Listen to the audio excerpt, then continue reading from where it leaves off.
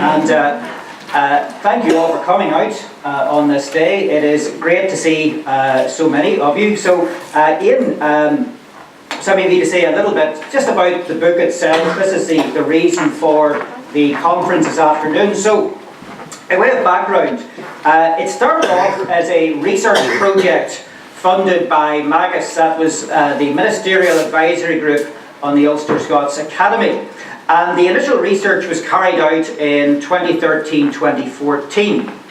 And it was a very happy collaboration between myself, Trevor Parkhill, and Peter Gilmore.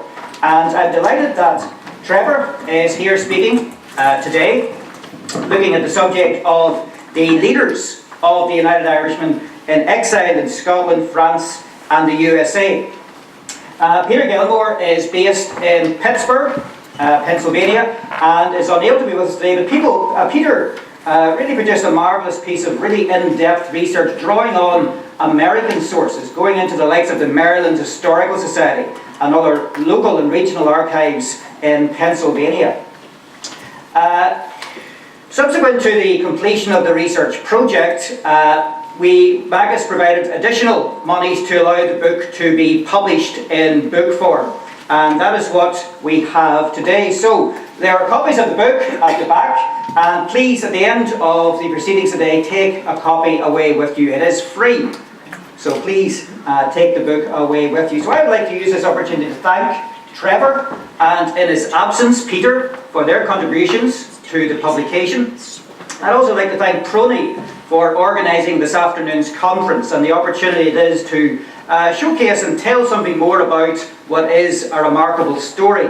It is great to see Linde Lunney with us. Linde and I have been working quite a bit on the 1718 migration story, and that will feature in Linde's talk this afternoon. I'm delighted that Keith Beattie is here. Keith has done a huge amount of work on the United Irishmen in Northampton, and we'll be speaking on the Caldwell family, one of the most remarkable families in the whole story of United Irish Exiles. And I'm thrilled that Peter Murphy has joined us from Connecticut. Peter attended our course in February of this year, and we learned about his own research interests. He is a direct descendant of Thomas Emmet, and he is researching and writing a book about him. So thank you very much, Peter, for coming across to join us this afternoon. So thank you all again very much for coming out, and again my thanks to PRONI and to Ian for organising this afternoon's gathering. Thank you. So my talk is mainly about 1718 because that's all I know about nowadays, but I will wave in the direction of 1798. On the 27th of July 1681, a man called Donald Cargill was hanged in the Grassmarket in Edinburgh. He was the minister of a Presbyterian congregation in Glasgow, but he had been convicted of high treason. What had Cargill done to deserve such a judgment and such a fate?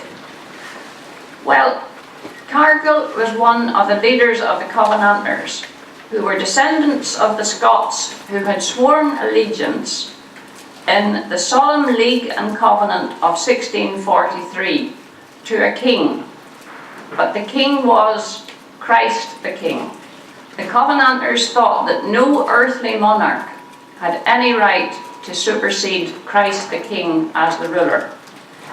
But in 1661, King Charles II, a Stuart king, repudiated promises that he had made to the Scottish Covenanters.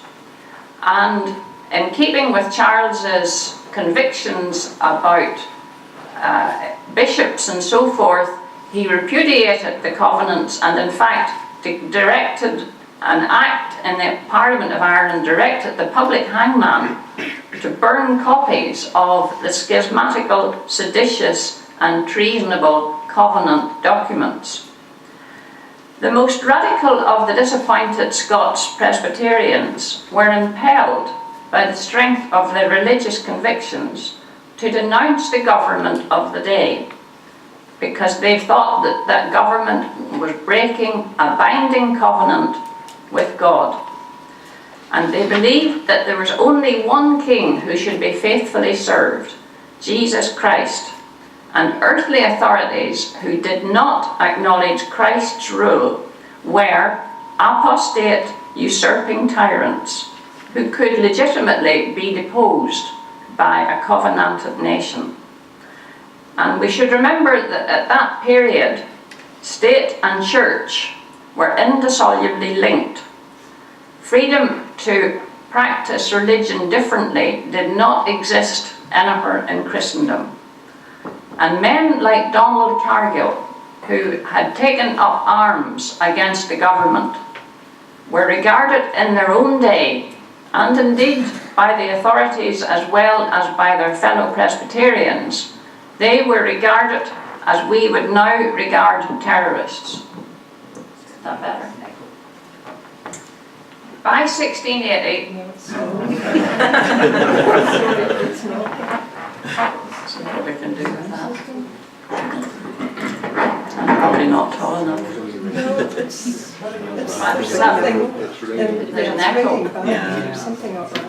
I'll try to get it down. Is that any better? Okay, start again. By 1680, No, better. okay, I'm not even sure it's well, I'll shout anyway, so can you hear at the back? Okay. By 1680, Cargill was already a marked man. He was only able to preach in secret. He was hiding from the authorities. He escaped arrest a couple of times, but he was finally captured in May 1681.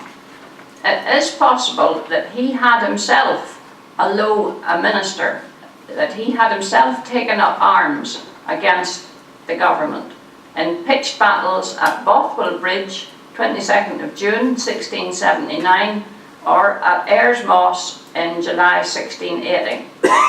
After that battle, Cargill openly preached on the text, "Thus saith the Lord God, remove the diadem and take off the crown."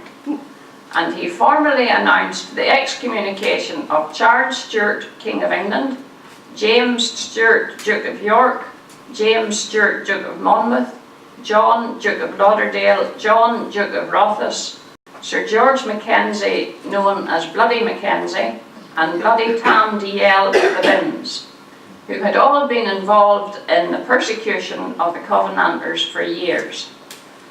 As well as this extremely risky public expression of his beliefs, Cargill is believed to have been crucially involved in drafting some of the most radical writings of the Covenanters, including the Sanker Declaration, published by the Covenanter leadership in 1680, and he probably also worked on the Queensferry Papers, which were discovered in May 1680 in the possession of a captured Covenanter minister. But what does this story and the very difficult times in Scotland that were known as the Killing Time, what does that have to do with the subject of our conference today, United Irishmen in 1798, over 100 years later? And also, what does it have to do with the 1718 emigrants from Ulster, a generation earlier? The history of the Covenanters is not very familiar today to most people, possibly less familiar in Ireland than it is in Scotland. And as well as that, it's nearly impossible for us nowadays to see events through the eyes of Cargill, his predecessors and his followers. But the beliefs and the actions of the Covenanters are very important indeed in helping to develop the mindset that motivated the people who followed the Reverend James MacGregor of Achadui and the Reverend Woodside from Dunbow in 1718 to New England. And also very important to those who followed Henry Joy McCracken, the Caldwell leaders, McKinley of Dervick, in the battle as United Irishmen. The Covenanters were particularly strong in the southwest of Scotland, which is where most or a large number of the ancestors of people here would have left from.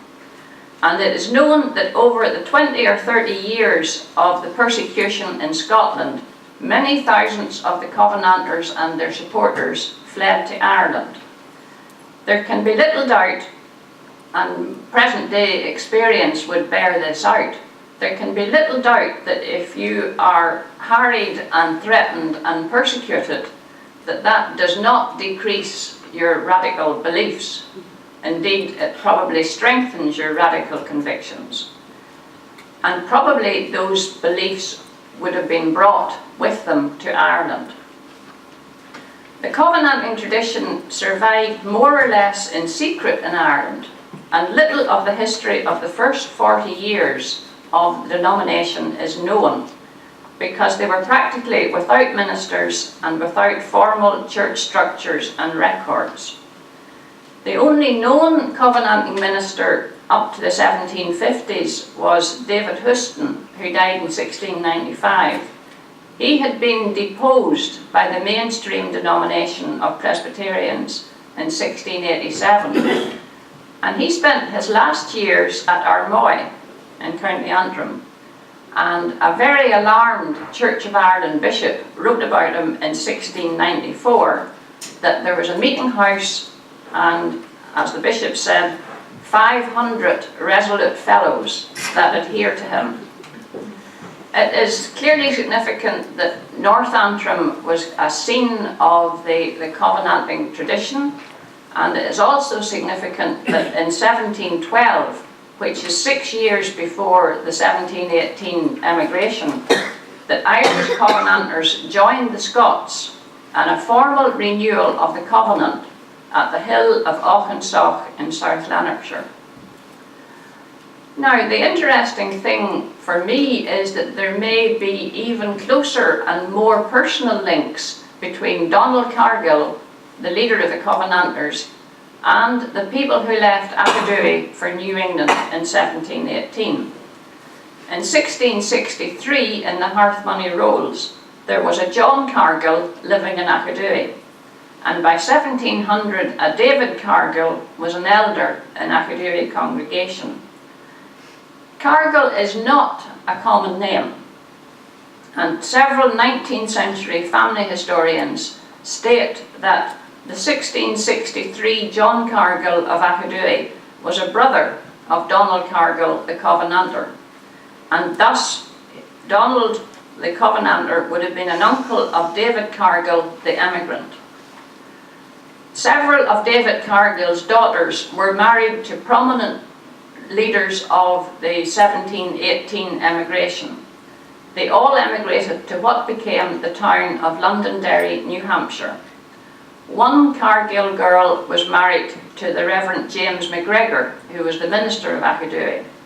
Another Cargill was married to James McKean, who was a Ballymoney merchant who may have owned, or seems to have owned, one of the ships that the people emigrated in. And another Cargill eloped with and then married a McCosquin merchant called Greg, who was also one of the first settlers in Londonderry, New Hampshire. So the Cargills are a very important family in the early history of Londonderry, New Hampshire. We will never know whether, while he was in hiding from the authorities, whether Donald Cargill came to Ireland and took refuge with his brother's family in Aberdowie. It's entirely possible that he did spend time in Ireland. Other of the Covenanting leaders are known to have done so. But even if Donald Cargill didn't ever preach personally in Aberdowie, his views would have been well known to the people of Northern Ireland. I haven't time today to explore the theology of the Covenanters, even if I knew enough about it. But there are some aspects of their story and their outlook which seem directly relevant to the decisions made by people to follow their ministers to a new future, an unknown future in America. The Covenanters at that time held beliefs which historians characterize as pre-millennial. And the whole subject of millennial beliefs is very, very complex and still, in fact, today, very divisive, because there are many people who still hold beliefs about the coming of Christ at the millennium. So I'm not going to get deeply involved in the theology. But I would remind you that the 17th century Covenanters and mainstream Presbyterians relied completely on the Bible to explain to them what was happening in the contemporary world. And they believed that Christ would return as a king. Christ would judge the people of the world and begin a 1,000-year reign on earth. And the justification for these beliefs was to be found in many places in Scripture, in the book of Revelation and in Isaiah and elsewhere. And by the end of the 17th century, the Covenanters, or many of them, were convinced that Christ's return was imminent. They believed that the judgment of the wicked, which would include covenant breakers like the British monarchs, would be ferocious. And they believed that even believers might be implicated in this judgment for lapses of behaviour, like, for instance, paying tax, because tax was supporting an illegal government. So here is a quotation from one of Donald Cargill's sermons. He talks about cess paying, and that is paying tax to support the government. See that ye be not away when he comes. Oh, that woeful cess paying. Oh, this shire. I know not a place in Scotland like it. Woe to them when God comes back. Ye will get neither favour nor pleasure. He will be a terror. But when he comes, he will be to the afflicted their desire and the answer to their prayers. He will turn the wheel upon the wicked. He will reckon with them for all their wrong. And shortly before his capture in 1681, Cargill preached on a text from Isaiah. And what shall ye do in the day of visitation, and in the desolation that shall come from afar? To whom will you flee for help? Now, beliefs like this, premillennial beliefs about the second coming of Christ, were completely normal and widespread in Ulster and Scotland in that period. Even one of the advocates, one of the leaders of a less fundamentalist doctrine, John Abernethy of Antrim, who was the moderator in 1716, preached the moderator's sermon to the mainstream synod of Ulster. And Abernethy stated his conviction that the millennium would happen in his lifetime, and he said perhaps even this very year. So the expectation of the millennium was surrounding people in the early 1700s. And they saw in the signs of the times the proof that Christ would soon take up his judgment seat. The indications were that there would be persecution of the believers by Antichrist, there would be wars and famines, and all of those they could see happening round them when they looked at Europe. And it seems that they thought that the whole of Europe would be condemned for wickedness, and they believed that the working out of God's plan called them to abandon the failing society in which an apostate government was persecuting them. The Reverend James MacGregor, the one who was married to a Cargill, preached to his people in the spring of 1718 before they took ship for America. He preached from Exodus chapter 33, verse 1. And the Lord said unto Moses, Depart and go up hence unto the land which I swear unto Abraham, unto a land flowing with milk and honey.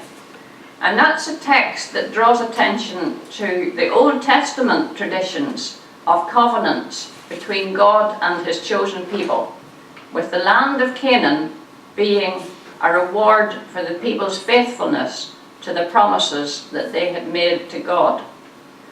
In his words encouraging them to emigrate, MacGregor is reported to have reminded his people that they would no longer experience oppression and cruel bondage, and that they should withdraw from the company of idolaters, and that they should have freedom to worship.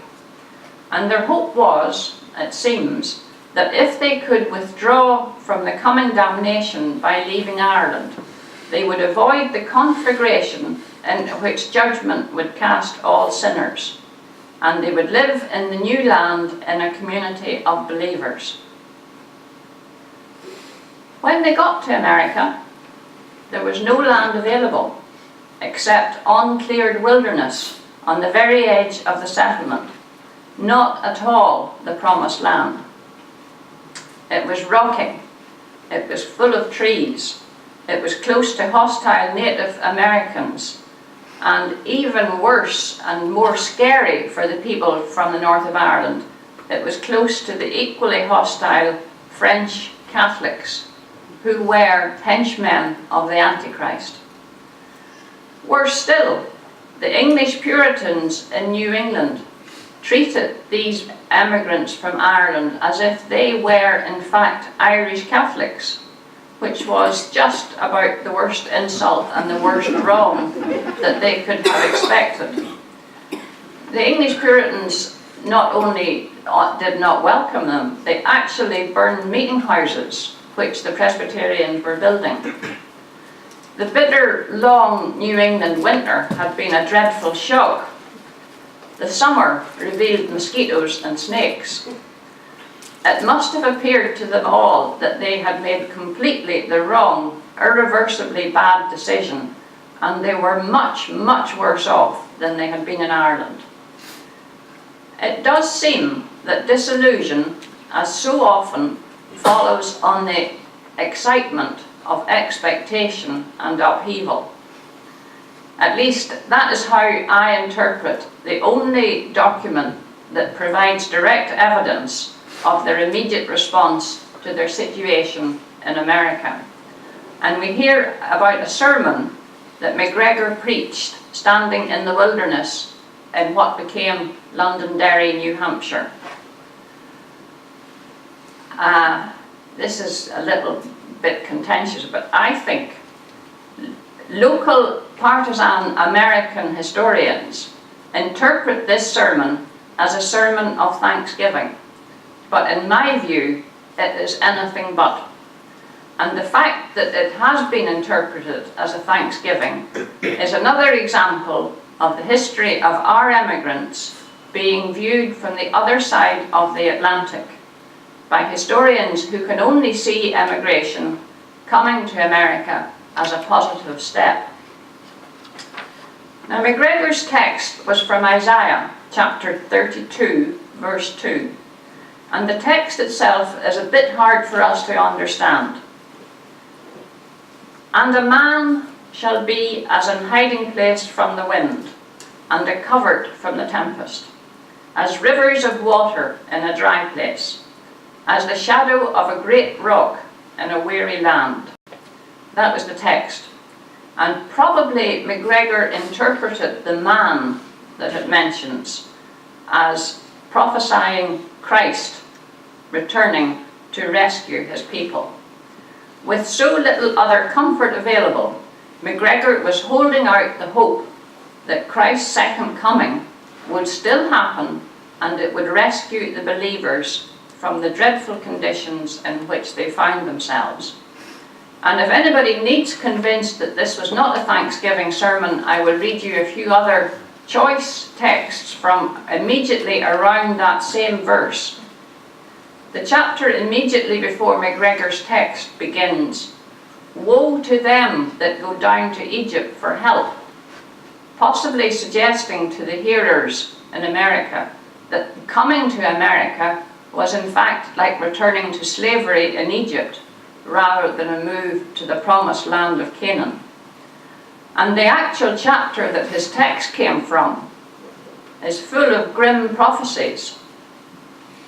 Upon the land of my people shall come up thorns and briars, because the palaces shall be forsaken, the multitude of the city shall be left, the forts and towers shall be for dens forever, a joy for wild asses.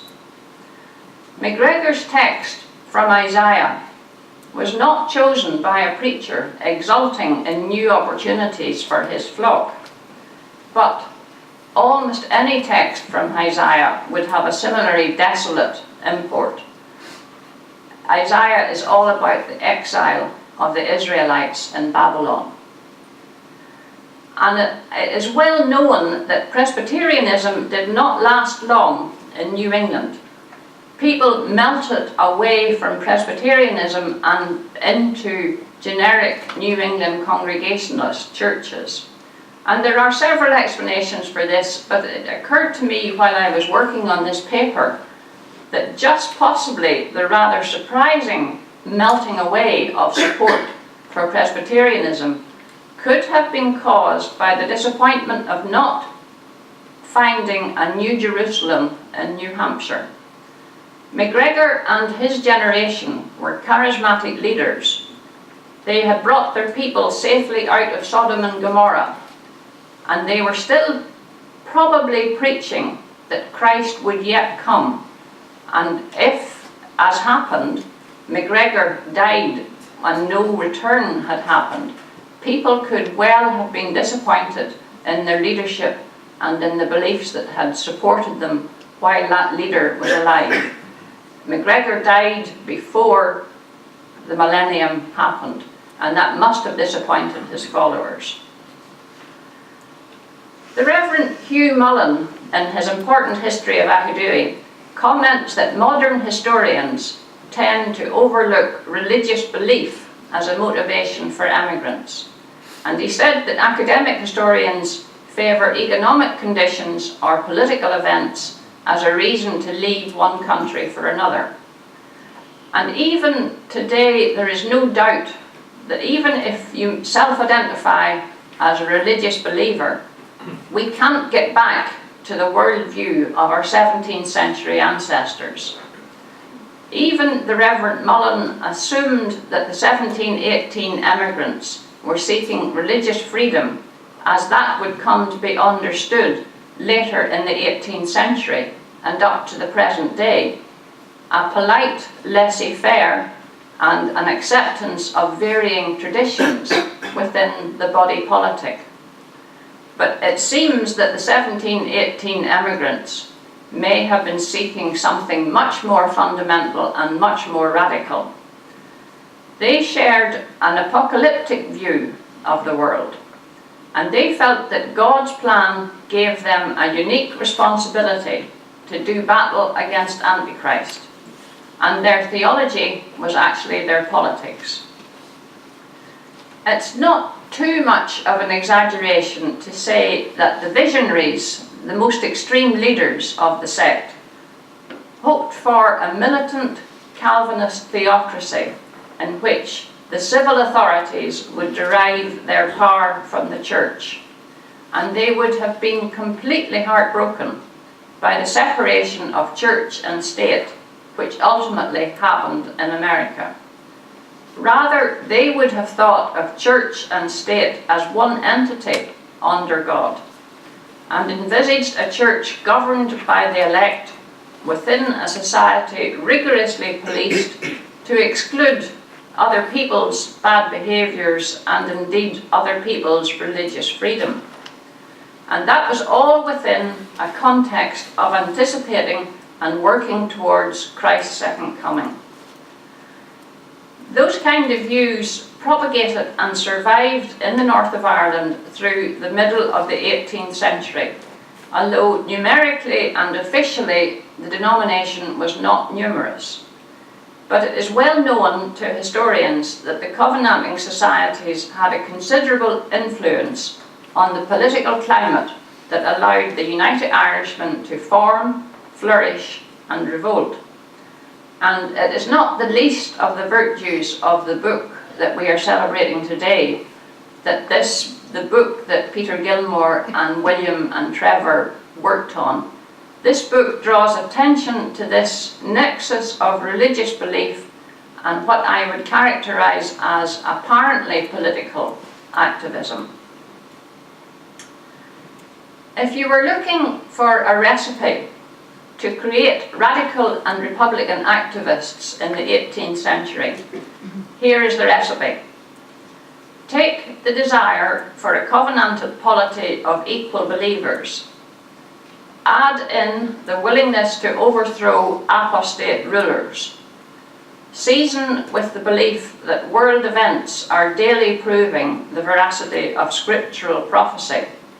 And cook that mixture for a couple of generations in the stirring and unsettling times of the French and American revolutions.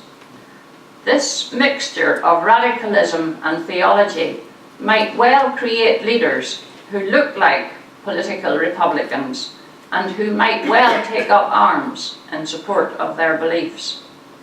And that, in fact, is what happened in 1798. And if I had time, I could quote many late 18th century documents which show people rejoicing in the approach of the longed-for millennium. Although we don't know in most instances what was being preached in the meeting houses, we do know that up to 30 ministers and 18 probationers of the mainstream Presbyterian denomination were implicated in supporting revolution. And also ministers and students of the Reformed Presbyterians, which inherited the Covenantal tradition, also appear as leaders of the United Irishmen. Notable names include William Staveley, who was one of the most prominent Reformed Presbyterian ministers, who distributed millenarian tracts before the Revolution. And the Reverend John McKinney of Dervick was forced in 1793 to flee from Ireland for fear of reprisals for his radical views. And there was another minister called Thomas Ledley Birch, who was exiled to western Pennsylvania, and there he still hoped, even after everything, to establish a local church which would prepare people for the second coming. And interestingly, the prophecies and statements of the 1600s Covenanting leader Alexander Peden circulated again in South and East Antrim in the 1780s. Millenarian prophecies and explanations of current events in the light of millennial history abounded in widely read local newspapers, including the Newsletter and the Northern Star. In 1795, a long article told of a flagstone recently discovered in France, they said, on which were engraved golden Hebrew characters prophesying that in 1796 there will be great slaughter. In 1797 there will appear a Gog and Magog that will make war against all nations. In 1798 there will be a great destruction that will thin the earth. In 1799 there will come a descendant of David who will destroy Gog and Magog and will cause in 1800 the remnant of all nations to be of one religion and no more wars amongst men, who will be forever afterwards in bonds of friendship, equality and enlightened love to God and one another. And that particular prophecy blends two strands of millenarian belief, both of which are evident in Ulster in the 1790s. Generations of biblical scholars have debated the millenarian timetable. Will Christ's second coming precipitate an immediate and devastating judgment, as the Covenanters seem generally to have assumed? Or will the second coming bring about 1,000 years of Christ's rule on earth, which will only then end with the last things, the final judgment? Some United Irishmen seem to have been influenced by the pre-millenarian version, in which after wars and revolution, the godless would be separated out for punishment. But there were many United Irishmen who yearned for the coming of Christ to bring in universal harmony and peace. In 1792, a writer from Ballymoney, writing in the Northern Star, commented that everyone would rejoice in contemplating the rapid approach of that happy period when war, animosity, rapine, bloodshed, plunder, and priestcraft will give place to love, peace, confidence, rational devotion, and reciprocity of tender and beneficial offices. I thought I would have had time to quote from the many verses by James Orr, the United Irishman weaver poet, who expresses millennial views and millennial hopes very frequently, but I haven't time. I will just comment that the people who supported the softer millennial hopes for 1,000 years of peace on earth, they generally seem to be those who had adopted the views that came to be known as the New Light, a less fundamental, less Calvinist version of Presbyterianism, which was a response to the 18th century Enlightenment and probably the inevitable working out of the opposition throughout the 18th century in Presbyterianism to the imposition of man-made formulations of faith. And it derives also from the demand for individual judgment, which is, of course, a tenet of the Reformation from the beginning. So the New Light brought a lot of changes into Presbyterianism and into other aspects of life at the time. But it is rather surprising that MacGregor, James MacGregor's immediate successor in Achadui, was the Reverend John Elder, who is one of the leading New Light ministers, whose theology seems not to have been particularly Calvinist or very millenarian. Connections and oppositions run through this whole story, reflecting the diverse and contradictory tendencies in Ulster and Scottish Presbyterianism. And there's only one conclusion that it is safe to draw, and that conclusion is it is as much a mistake to assume that all 1718 emigrants were motivated solely by rent increases, as it would be a mistake to assume that all United Irishmen were actually 20th century Republicans in knee breeches. Okay.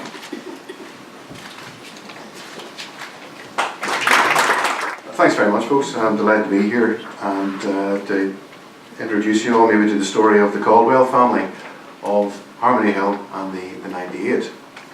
So obviously that title raises important questions. Where's Harmony Hill? Who are the Caldwell family and what's their connection to the rebellion? Well, to begin with, we're talking about North Antrim, and here's Ballymoney. Now if you look here at this map, there's the modern day Ballymoney there, and Baltimore is where Harmony Hill would have been, a couple of miles from the town. It was a substantial property on the banks of the River Bann, less than 3 miles from the small market town of Ballymoney. It consisted of a mill known as Harvey's Mill, a very comfortable house, outbuildings and stables, and it was in the townland called Ballynacree Scheme. It was purchased, Harmony Hill, in 1764 by John Caldwell Sr. And over the next 2 centuries, that small mill grew into one of the largest mills outside Belfast, and it became the village of Ballinamore. The Caldwells were of Scottish descent, and their ancestors had been among those who were planted in the 17th century and triumphantly resisted King James during the siege of Londonderry. Older generations of the family were proud of these roots, and they fervently celebrated their Presbyterian heritage to the extent that one elderly relative of John Caldwell Sr. was forever dreaming of plots, conspiracies and rebellions, and thought he saw a murderer or assassin in every unfortunate papist that he met. However, John Caldwell Sr. was a very different individual, unlike his elderly relatives. He was a liberal man who involved himself in political debate, and he supported the reforms that were sweeping through Ulster in the late 1700s. At that time, Ballymoney was a liberal community, and many of Caldwell's neighbours shared his aspirations for a more representative parliament and the ambitions of the Irish volunteer movement. Caldwell was a successful merchant, and he married Elizabeth Caldwell in 1767. She was also from a prosperous merchant family in Ballymoney, and by the 1790s they had a family of 9, 4 sons, 5 daughters. The eldest son, John Jr., is the key to this story, and we know much about this family because he left a detailed memoir from which we can piece together this remarkable story. He called it Particulars of History of a North County Irish Family. And there's a photocopy of the transcript actually in the records office. And from that we know, we've got a comprehensive idea of his life story and his biography. But I'll draw your attention first of all to this particular obituary that appeared in the Coleraine Chronicle in 1850. And beside it is a picture of the elderly gentleman himself. This is John Caldwell Jr., the son of John Caldwell Sr. And this is an obituary from the New York Daily Tribune, reprinted in the Coleraine Chronicle, 15th of June, 1850. And as you read there, he died at his late residence in Salisbury Mills, Orange County, 17th of May. Formerly a well-known merchant in New York, born Ballymoney in 1769. His youth and early manhood were devoted to the persecution of those measures for the redress of his country's wrongs, which resulted in rebellion in 1798, upon the unsuccessful termination of which he emigrated to the land of the free and the home of the brave. So, a man who left his home in 1798, at the time of the rebellion, is still remembered in the place where he was born, to the extent that a small obituary appears in the newspaper. And it's important enough as well that his family got a photograph taken of him in 1849, we believe, this daguerreotype. And it's a rare occurrence of a photograph of someone who took part in the rebellion of 1798. So who exactly was he? A bit more background on John Caldwell Jr. He was born into such a privileged family, of course, that he was able to begin his school education in Ballymoney as a child, before he was sent to school in Derry, and later as a youth to Bromley Academy in England. He was greatly influenced by his father and immensely proud of his father. He reports that on the occasion of his returning from boarding school, he was met by his father, the commander of the Ballymoney Volunteer Corps, and the entire corps, and they escorted him through the town with fife and drum. This is probably more marked respect for his father than for John Jr., but it made a huge impression on him. In another incident from his memoir, John recounts how his father successfully campaigned to allow one of his Roman Catholic neighbours, Daniel Maxwell, to be recruited into the Ballymoney Volunteer Corps, making him, Caldwell reports, the first Catholic in Ulster to bear arms as a volunteer. After finishing at Bromley School, young Caldwell returned to Harmony Hill, and in 1784 he was quickly dispatched to Belfast, where he undertook an apprenticeship in business. By 1793 he had set up his own business and he owned his own properties. Now during this period, of course, as we know, the political ideals which his father had instilled in him were taken a step further by the United Irishmen, and they became increasingly prevalent, and he became more and more involved in the early development of that society in Belfast. He was one of the first members. This is a portrait of him from around about that time, and from his memoir he recounts that although I had become a United Irishman, I neither pretended to be a statesman or a soldier.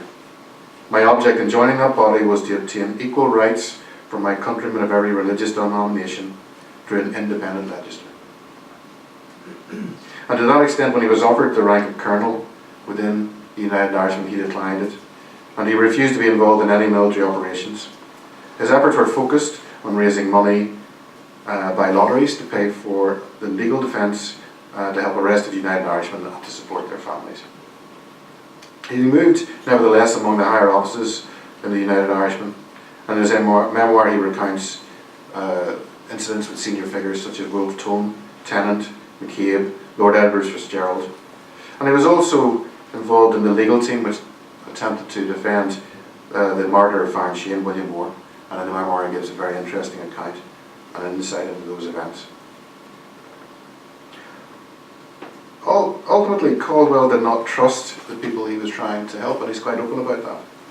By the time the United Irishmen had progressed into a revolutionary army, he was increasingly worried that the principled leaders of the United Irishmen would have little or any control if the majority of the masses were provoked into an uprising.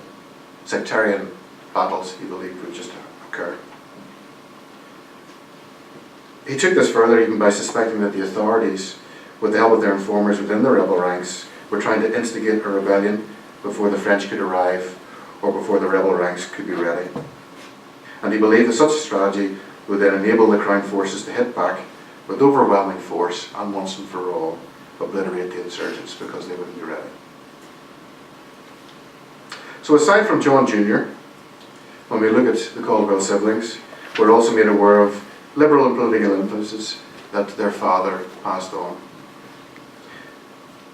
We have one son called Andrew, who had secured a scholarship at Trinity College at the age of 12. By the age of 15, in April 1798, he narrowly escapes expulsion from that university during a notorious visitation by the Earl of Clare. And this was brought about by the university authorities when they attempted to rid themselves of a secret United Irish Society within the students. Andrew had shared an apartment at the college with John Brown. Brown had connections with the leading figures in Belfast, and he was one of the main principal leaders in the student society. Now, he shared these appointments, and as a result, meetings have been held in young Andrew Caldwell's rooms, and these meetings were attended by no other than Robert Emmet, future leader of the 1803 rebellion. But luckily for Andrew, John, his elder brother, had persuaded him to keep aloof from the political mania of the day. And so, thankfully, Andrew avoided being expelled, although he did face a very severe interrogation by the visitation. By the spring of 1798, another brother, Richard, then 20 years old, had, unknown to John, been absent from the family home at Harmony Hill for long periods. He claimed to be on business for his father or dealing with his own salt works, but there were also strong suspicions about his real motives. Maybe he was involved also with the United Irishmen. When we go back to John Caldwell Jr., he was eventually arrested in Dublin early in the 19th of May 1798. He was charged with treason on the evidence of the informer John Hughes. Among the men sent to arrest him was Major William Swan, who later was injured during the arrest of Lord Edward Fitzgerald. Unlike Fitzgerald's arrest, Caldwell's was performed with genteel etiquette. Caldwell was allowed to get dressed. He shared his breakfast with Swan and his colleague, and they were allowed time for Caldwell's brother-in-law and attorney, John Parks, to arrive and to escort them on the walk to Dublin Castle. John Hughes, the informer, reported on Caldwell during the secret committee to the House of Commons. Hughes reported that he had printed 1,000 copies of a pamphlet entitled United Britons to the United Irishmen, and he had been paid 3 guineas for the whole print run. He was paid by Caldwell, and Caldwell, he said, was involved in running a lottery. For example, Caldwell would print 2,000 tickets at 1 guinea each, and the top prize would be £300, and all profits went to the United Irishmen. When the rebellion broke out in Leinster on 23rd of May 1798, Caldwell was in prison. He knew very little of what was happening, but he knew less still about what would be later unfold in his hometown of Ballymoney and the role of his brother Richard. In North Antrim, Ballymoney and the surrounding countryside had become a notorious rebel stronghold. The roots of the early liberal movement, encouraged by people such as John Caldwell Sr., had grown into a more militarised movement under the United Irishmen. While people such as Caldwell Sr. had long since distanced themselves from the radical and confrontational politics of the day, his sons were heavily involved. Whether Caldwell Sr. knew this or not, we're not sure, but if we take his son's word for it, he was completely ignorant of it. When the rebellion erupted in Ulster on Wednesday the 6th of June, Ballymoney hesitated. Nothing happened. And then finally, on the evening of Friday the 8th of June, a large army of 5,000 men spontaneously began to mass at a hill outside the town, beside the church at Clonras. At their head was a young general who was barely 20 years old, young Richard Caldwell. A general by default or by inspired leadership, we probably could assume a little bit of both. At this time, nobody wanted to assume control of these rebel armies, these rebel contingents, and sometimes it was whoever was available. But also we know that he was a charismatic leader amongst his neighbours and his friends, and there's a very good chance that his talents and his qualities also helped him achieve this position. In the nearby garrison town of Coleraine, the Crown forces waited to be attacked. When nothing happened, early on the Saturday morning, the 9th of June, Lord Henry Murray left Coleraine with the 2nd Battalion of the Royal Manx Fencibles, along with these corps of local yeomanry. They advanced towards Ballymoney and arrived to find the town deserted, and as the newspaper then reported, the greater part of the town, being the property of the rebels, was burned. The place was empty, basically. Nobody was there. They were all at the hill of Culrats. The smoke of Ballymoney announced the march of the troops and made the rebels hastily break their camp at Culrats, and many of them returned to their homes. Others, more desperate, going on to Ballymena, where Ballymena had of course been seized by the rebel army. So on that Saturday, the Ballymoney rebel contingent gathered men on its way to Ballymena, and they arrived later that day. At the front, Richard Caldwell rode on a horse, leading his men. The horse had been stolen from the Hutchinson estate at Strenocum. By the following day, the Sunday the 10th of June, news had reached Ballymena that the rebellion in Antrim had failed, and the town quickly emptied.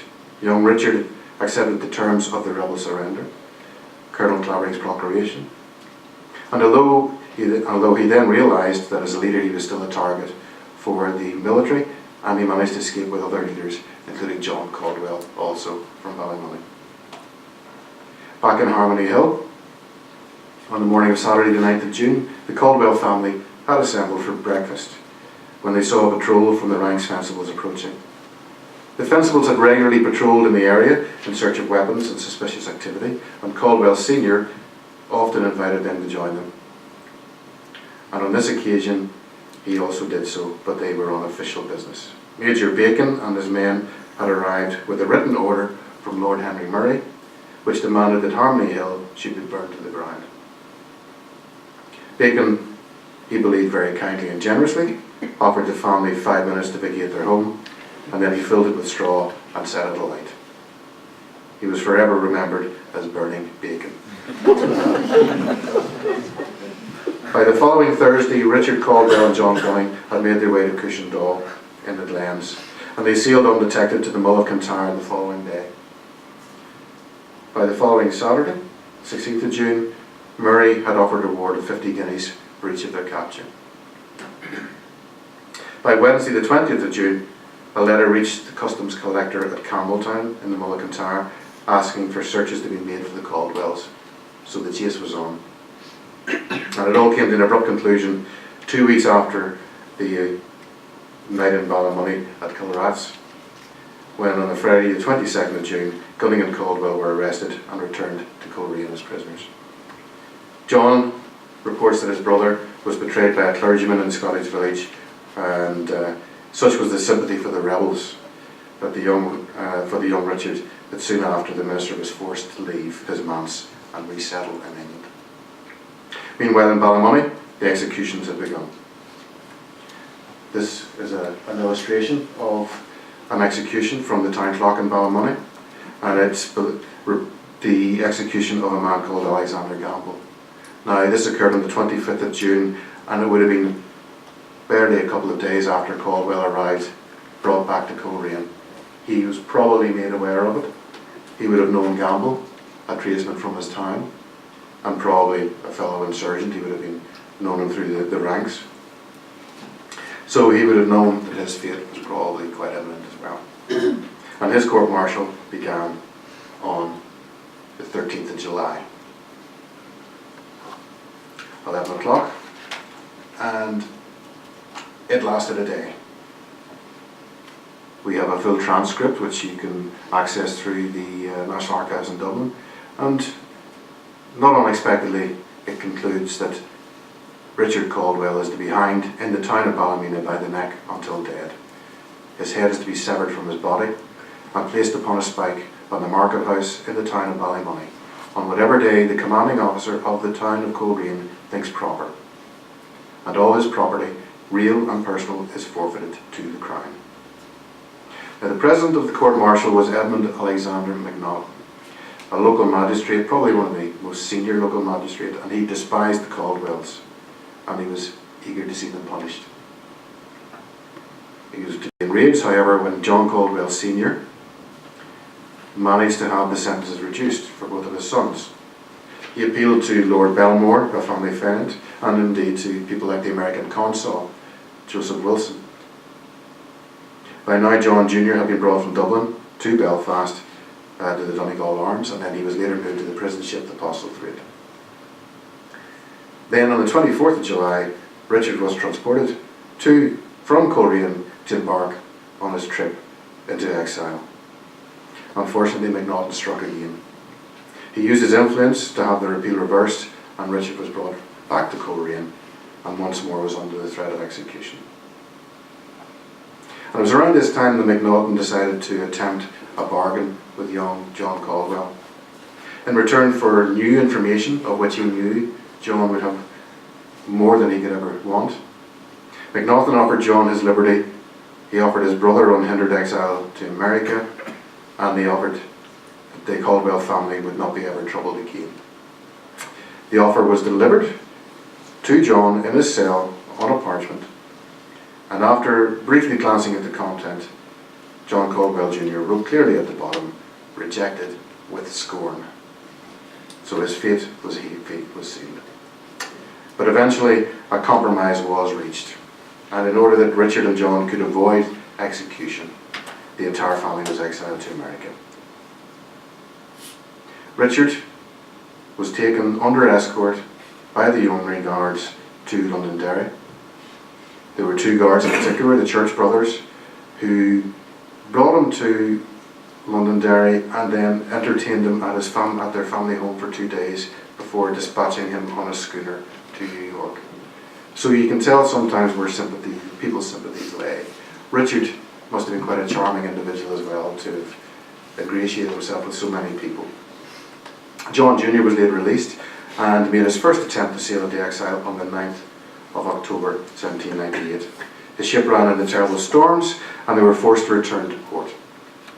With the permission of the authorities, he was allowed to stay in County Antrim, and then he sailed the following year on his 30th birthday, the 3rd of May 1799, and he arrived in New York the 12th of June. He brought with him his brothers and sisters, and his father arrived shortly after.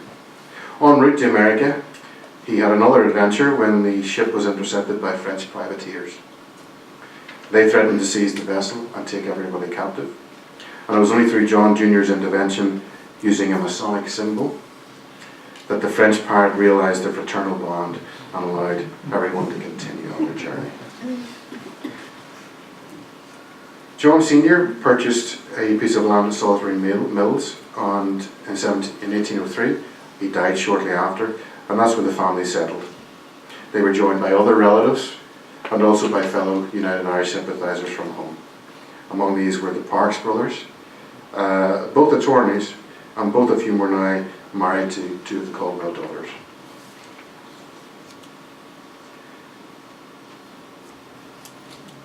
The family, while they were in Salisbury Mills, it's difficult to get a lot of evidence on them. We have the memoir, we have other documents, but we do have the 1810 census, and that insight is quite revealing.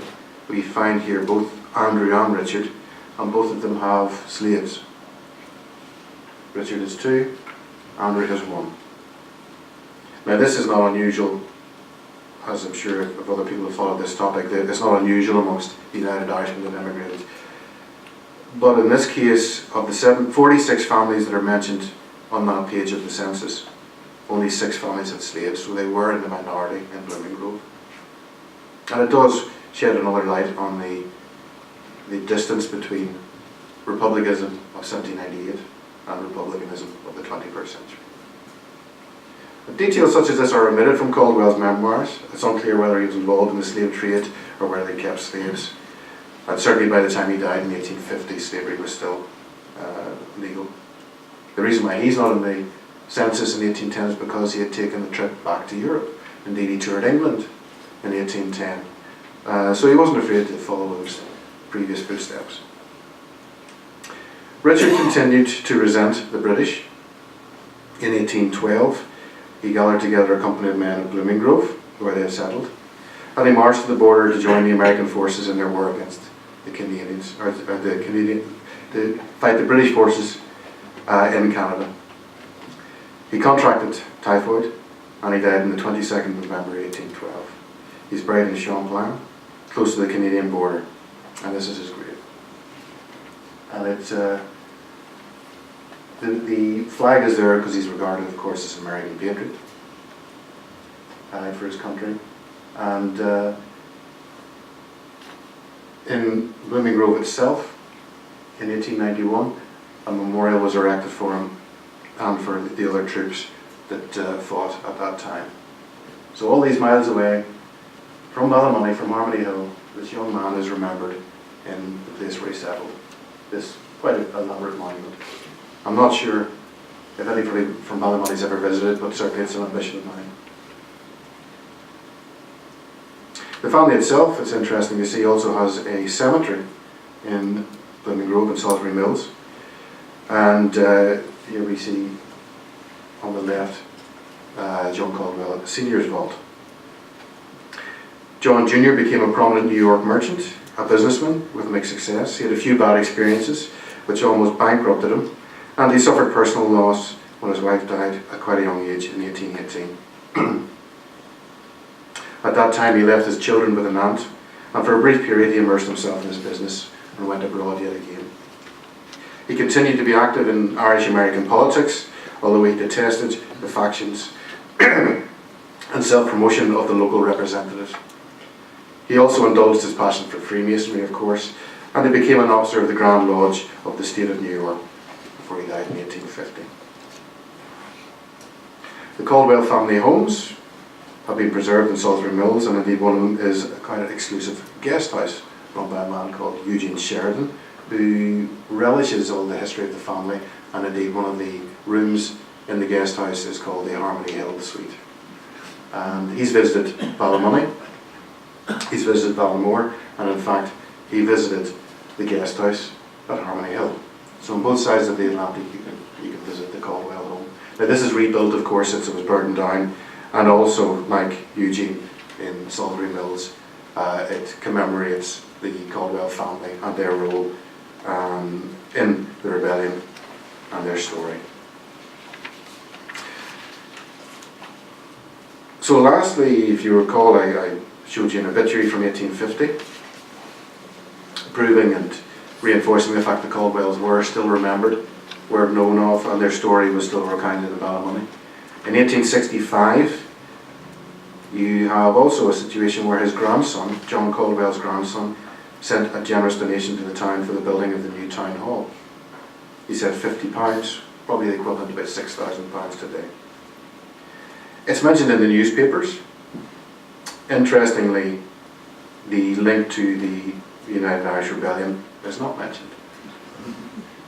Maybe that's the council, maybe they didn't want to bring attention to it, I'm not sure. But certainly they are still mentioned in glowing terms. It reports that the donation came from a representative of a family who were still held in remembrance by many of the inhabitants of Ballymoney. The town and its prosperity are to Samuel Caldwell, the grandson, a subject of deep and affectionate interest. The Caldwell family resided for many years in Ballymore and was one of the most respectable in the neighbourhood. It's also interesting to note that the executed rebel Alexander Gamble, who I mentioned there, who was hanged from the town clock, he was exhumed in 1883 when they were digging sewers through the town, and his body was taken from the diamond where he was found and reburied in the old graveyard. Now at the time it's reported it was one of the largest funerals of the period, so many people turned out for this reburial. And when you also take in the fact that our villainous town ghost, George Bloody Hutchinson, is not in fact a bloodthirsty rebel. He is, on the contrary, regarded as a bloodthirsty hanging judge. He's the man that persecuted the United Irishmen. And he was also a lieutenant in the Douglas Cavalry. So, with Ballymoney and today in a 21st century context, a stronghold of unionism, you still have this unexpected situation where the Presbyterians, the Spirit of 98, and the Unionists, the rebels, are still holding their ground. And you still have a lot of sympathy, interest, and support for the story. And I've told this story many times in halls to audiences that you probably wouldn't expect to be interested, but in fact, that sympathy, that understanding of those times is still there in Ballymoney, and I'm very glad to say that this book, indeed, I had the pleasure of doing a talk 2 weeks ago, opened a box full of them, and the box emptied very, very quickly. It's a great book, and I'm very pleased to be here as well to be part of this today, so thank you very much. So just to remind you, the title of this talk is the United Irish Leaders Exile in Scotland, France and the USA. It's timely to recall that in Tom Bartlett's estimation, at least 10,000 died in the conflicts that broke out all over Ireland, particularly in counties Wicklow, Kildare, Antrim and Down in 1798. And even that's a considerable reduction on the original estimate, 30,000, offered by Thomas Pakenham as long ago as the late 1960s in his book The Year of Liberty, which has only recently been modified by Tom Bartlett and Kevin Whelan. One of the reasons for the ultimate failure of the rebellion that was attempted by the United Irishmen was that by the time of the outbreak of the uprising in May in County Wicklow and in June in counties Antrim and Down, a considerable proportion of men who would have provided the essential leadership were not available. Many indeed were already in exile or in prison. A few had by then distanced themselves from the brutal and extensive violence that characterised the rebellion, north and south. Among those who had imposed this exile on themselves was the man who perhaps more than most had nurtured the initial formation of the Society of United Irishmen in Belfast in October 1791, Dr William Drennan. Drennan throughout the 1790s, as the extensive correspondence he received from Martha McTeer, his sister-in-law in Belfast, indicates, was based in Newry and then in Dublin, where he described himself as an accoucheur, a doctor focusing on helping women give birth, and so he wasn't involved in the ultimate eventual plot. Now, what the recent research has indicated is that although as I say, the number of fatalities has been downsized in the rebellion, the numbers who were forced into taking flight have, if anything, been now until now underestimated. One view is that the migratory flow provoked by the 98 rebellion could well be as significant as had been the flight of the wild geese following the Williamite Wars a century earlier. Kevin Whelan considers that some 2,000 rebel activists relocated themselves in the United States before, during and after the 98 rebellion. Paul Weber has accounted for over 300 who went to Germany in September 1799 alone. Nor do these figures take into account other venues for the fleeing United Irishmen that will not feature much in this talk. Michael Jury thinks that some 1,500 were transported to the West Indies, and Patrick O'Farrell and Ruan O'Donnell have separately and by different means worked out that up to 500 rebels were transported to the newly established convict colony of Botany Bay. A well-known local example who was transported is, of course, William Orr, watchmaker in the parish of Creevery, County Antrim. Orr was eventually pardoned and made his way back to Antrim in 1822, dying as late as Christmas Day 1860, making him one of the longest surviving, if not the longest survivor of the 98 rebellion. Perhaps the most notable exile from both the planning and the execution of the rising was Wolfe Tone himself. He had to flee into exile in 1795 following involvement in trial for treason of the Reverend Samuel Jackson, and was given the opportunity to leave for America in the company of Maria, his wife, and young family. Indeed, his flight, initially to the newly formed United States, where the First Republic had been established only 20 years earlier, and then to France, signposted, if you like, the flight pattern of the United Irishmen who over the months immediately before and after the rebellion were forced to leave the country and seek refuge abroad. Famously, of course, having been in the town of Belfast at the inaugural meeting in 1791, Tone revisited Belfast in the early summer of '95, immediately prior to his departure for America. It was on Cave Hill that, in the company, as he recorded, of Coach Russell, Nielsen, Sims, McCracken and one or two more of us on the summit of McCart's Fort took a solemn obligation never to desist in our efforts until we had subverted the authority of England over our country. End of quote. By the time he arrived in the United States in 1795, James Napper Tandy and Archibald Hamilton Rowan Prominent members of the United Irish Directory had already taken up residence there. These two, Tandy and Hamilton Rowan, in fact had continued with activities that aroused suspicions in the United States sufficiently to begin to antagonise the US government against accepting what was already becoming something of a tide of United Irish political exiles there. In fact, the original idea of the British government was to exile the imprisoned United Irishmen to the United States. However, such was the antipathy and suspicion in the US government that the idea was turned down. As an alternative, the United Irish prisoners were sent to Fort George in northern Scotland. Now, Tone only stayed in the United States for a year, during which time he developed a pronounced antipathy to it. He arrived in France in 1796 with the aim of enlisting French revolutionary support for the rebellion that was by then being seriously contemplated. He met and continued to liaise with General Lazaroche, Tone himself having been made a general in the French army, to plan the invasion that would arrive off Bantry Bay in the last days of December 1796. However, the 22,000 French soldiers on board the 14 ships could not disembark because of the atrocious weather conditions. The opportunity to catch Dublin Castle off guard and provide any rebellion with the necessary armed muscle that had been lost.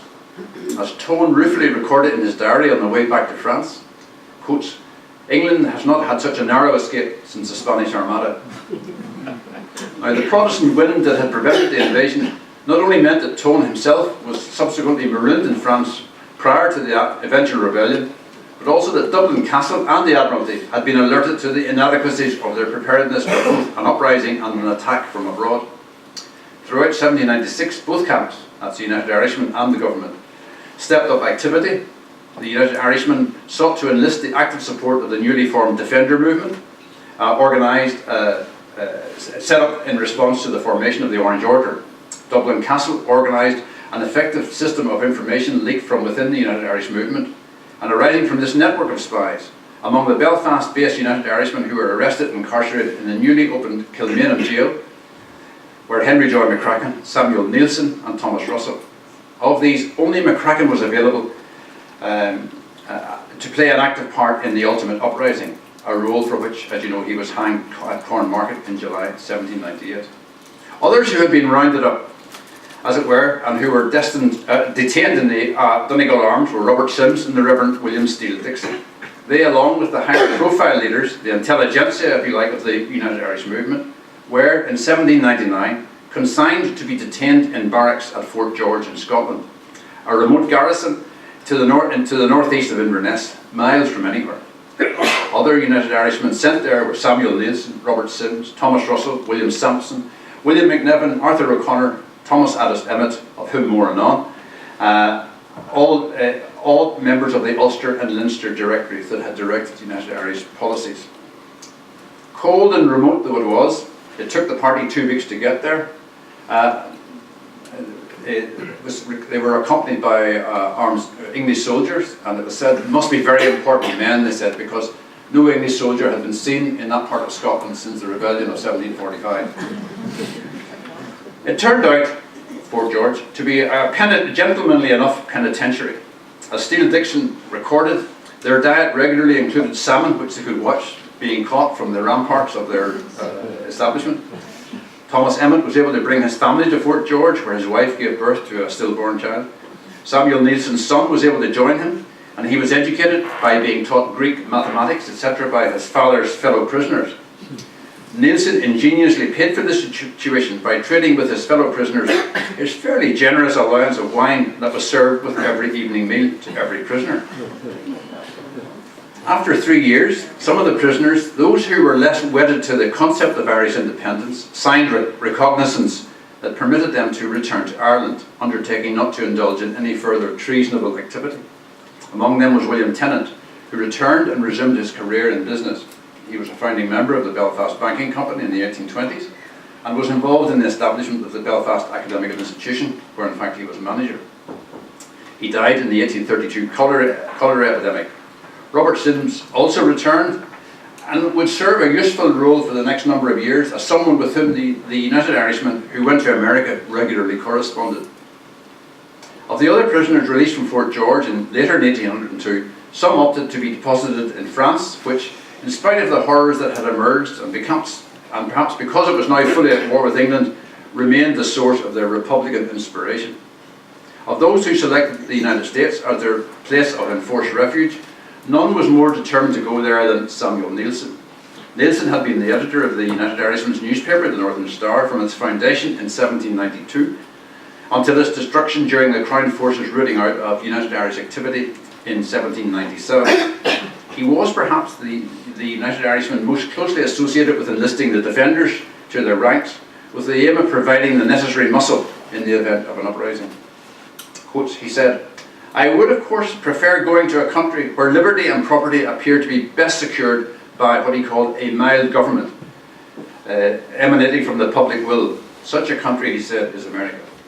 And then, in a clear reference to friends and even perhaps kith and kin who had previously emigrated there, he writes, "I have besides other ties which lead me to prefer it to any other save my native land." Neilson flaunted the conditions of his release and made his way secretly back to Ireland, where, guided by his old ally, James Jemmy Hope, he spent 3 days in the company of his family before finally leaving for the New World. Sadly, Neilson died of a fever almost as soon as he had arrived in America.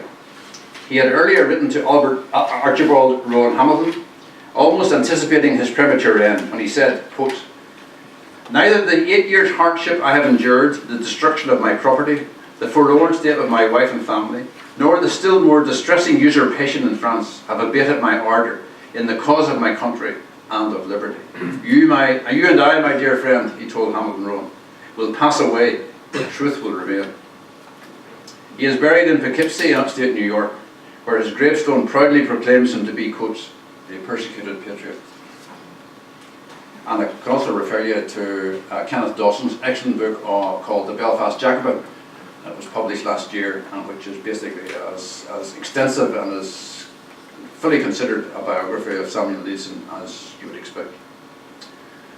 I earlier resolved not to steal any of Peter Murphy's thunder in relation to his forthcoming lecture on Thomas Emmet, but a short quote, which he has allowed me to do, from one of Emmet's letters, home from the United States, having graduated there from France, where he first went, will serve to reflect the overriding sense of disappointment that the United Irishmen found when they went there. Emmet declares, writing back from New York, quote, "France," he said, "is the headquarters of fraud, deceit and despotism, and under its present rulers no nation or people that love liberty need look for its honest cooperation. When I perceived all this," he said, "I determined to return to this happy land, America, where liberty is triumphant and cherished, and where the principles to which I have sacrificed so much would be a kind portion to my children." End of quote. Other Northern radicals who resettled in the United States included John Chambers, George Cumming, and Hugh Wilson, all of whom kept up a fairly regular correspondence with the Robert Sims, whom I mentioned before, one of the United Irishmen who returned to Belfast from Fort George. Sims had been Adjutant General of the County Antrim United Irishmen until just before the outbreak of hostilities in the county in June 1798. His place was taken by Henry Joy McCracken. There is a strong sense of camaraderie in the correspondence sent back by the exiles, most of whom had found their way to New York City. From there, George Cumming, a physician, wrote, quotes, "I now write on the same table with our friend Chambers, who with his son Charles are my boarders." He also refers to the recent arrival from France of Thomas Emmet and William McNevin, of whom he says, quote, "The former," that's Emmet, "will make a fortune, the latter a competency." John Chambers, who Cumming mentions, also wrote to Sims in Belfast, referring to Arthur O'Connor, one of the few United Irish leaders who tolerated the dangerous shambles they found when they went to France, following their Fort George release. O'Connor in fact married Eliza, the daughter of the Marquis de Condorcet, the philosopher and educationist, and a member of the few aristocratic families who supported the French Revolution, but whose ideas, that's Condorcet's, including not executing Louis XVI, but sending him to serve on a galley ship, eventually earned him imprisonment, where he was, it is believed, poisoned in 1794. In his correspondence, Chambers affirmed to Sims, quote, "I hear from France that Arthur O'Connor is married to a daughter of the celebrated Condorcet. Of that country you know more than me than present, of its unfortunate fate, of its all-grasping and dominating spirit, of the state and fate of liberty in Europe, we cannot differ much in opinion." Chambers was, as late as 1811, Still writing to Sims in Belfast from New York, swapping news and information about fellow United Irishmen exiled there. Among them was David Bailey Warden, a young Presbyterian licentiate minister and graduate, as many were, of Glasgow University, who had been forced to flee after the rebellion and his incarceration. He opted to settle in the United States. Having risen meteorically through the American diplomatic service, Warden was then rewarded, as Chamber records, with a significant appointment. Chambers writes, it will undoubtedly gratify you to learn that one of the inhabitants of the Belfast prison ship, the Postlethwaite, the then Reverend D.B. Warden, has been promoted by the President, Mr. Madison, to the office of Consul General of the United States to France. His appointment to the consulship has been singularly flattering, having received the unanimous support of the Senate, a circumstance of which we have few examples. One of the accusations that was levelled at the several United Irishmen who participated in the world of politics when they migrated to the United States was that they were Jacobins, and that they were of dangerous anarchistic tendencies. When this was directed at Warden himself, he went to some lengths to decry what he described as a gross and mean attack. Quotes, he says, "I am not and never was a Jacobin." So it is somewhat ironic that his very successful diplomatic career took him back to Paris, where he died in 1845, having been the United States consul there for some 40 years. Warden may be taken as an example in another manner. A considerable number of the licentiate Presbyterian ministers, many of whom, like Warden, had been educated at the University of Glasgow, were involved in the lead up to the rebellion. Peter Gilmore, our colleague in the book, has assiduously calculated in evidence Exiles of 98 that as many as 49 Presbyterian and licentiate ministers had been forced or advised to take flight from war-torn Ulster in the immediate aftermath of the 98 rebellion and had found their way to the United States. The numbers themselves may say much about the extent of the influence of, if not the eventual participation in, the Presbyterian Church, and in particular its ministers, in rebellious activity. If they were not leaders of the actual rebellion when it broke out, they were certainly a leading influence on events as they took shape in the lead-up to the outbreak of violence. Many of them continued on arrival in America to serve in a ministerial capacity, such as the Reverend John Glendy, formerly at Mackara, County Londonderry, who was admired by Thomas Jefferson, and who was offered, though he declined, the chaplaincy of both the US House of Representatives and the US Senate. Others virtually disappeared from view. It would be inappropriate to ignore, as was mentioned earlier, the Reverend Thomas Ledley Birch, the eccentric, to say the least, minister of the Saintfield Presbyterian Church, who served time in the wake of the rebellion on board the prison ship Postlethwaite in Belfast Lough with Warden, and who then embarked, when he arrived in America, inevitably perhaps, on a career of religious controversy and dissipation in Ohio and elsewhere following his arrival in 1799. The careers of very few of the Presbyterian probationers or licentiates, that's men who had been licensed to preach but who had not yet been ordained, who found sanctuary in the United States, have been traced with any success. However, an example from among those listed by Peter Gilmore's research is James Hull, who grew up in Bangor, County Down, and it's possible to explore whatever happened to him in his new world. James Hull was a son of the manse. According to the inscription that was placed in his tomb in New Orleans, James Hull Jr. was born in Belfast on the 15th of May 1776 and matriculated, inevitably you might say, at Glasgow University in 1792. In 1796 he was licensed by the Bangor Presbyterian. By this time he may already have become associated with the United Irishmen. As far as his actual involvement in the rebellion is concerned, we know that he was closely associated with David Bailey Warden, probably being the, quote, Mr. H, who accompanied Warden on a reconnaissance expedition to Newton Ards on the 7th of June 1798, the same day as the first insurgent uprising in Antrim, and 5 days before the crucial battle at Ballynehenge. Soon afterwards he rallied, filtering support for the United Irishmen in Bangor. Hull's prominence is further indicated by the fact that he was included among those for whom a reward of 50 guineas was offered in the event Hull escaped to America. At the meeting of the Synod of Ulster in June 1799, the Bangor Presbytery reported that Hull, along with John Miles and David Bailey Warden, quotes, having been charged with being concerned in the insurrection of June 1798, and not having stood their trials, but as they understand having sailed for America, are not to be considered as probationers under their care, Bangor care. On arriving in America, Hull headed for Augusta, Georgia, where, as Catherine Brown has noted, there was a close-knit Irish community. Furthermore, it became the location of, quote, a significant colony of United Irishmen and their sympathisers. And by the time Hull died in New Orleans in 1844, he had changed career several times and ultimately ended up by administering to the Anglican congregation of that city. A Presbyterian clergyman who was most certainly a leader in the events leading to the outbreak of rebellion in Ulster, but who chose France, not the United States, as his place of exile, was the Reverend Arthur McMahon, whose congregation was initially at Kilrea, County Londonderry, and then in Hollywood, County Down. It was there that he served as a colonel in the County Down United Irishmen, a role which, when uncovered, forced him to take flight to France in 1797. He was among the United Irish emigres living in Paris, whom Wolfe Tone listed in a letter to Talleyrand, the French foreign minister, in October 1797. He, that is McMahon, eventually served in the Irish Legion of the French Revolutionary Army, and in fact was captured and served several years, 1809 to 1814, as a prisoner of war in England, during which time he wrote copiously to Lady Londonderry, his old sort of landlord, that lady. He was eventually repatriated to France, where he died in Boulogne, it is thought, in 1816. Before he died, he penned a letter to his sister Jane Gordon, back in Ireland, in which he could not conceal his disenchantment with the way things had turned out in France.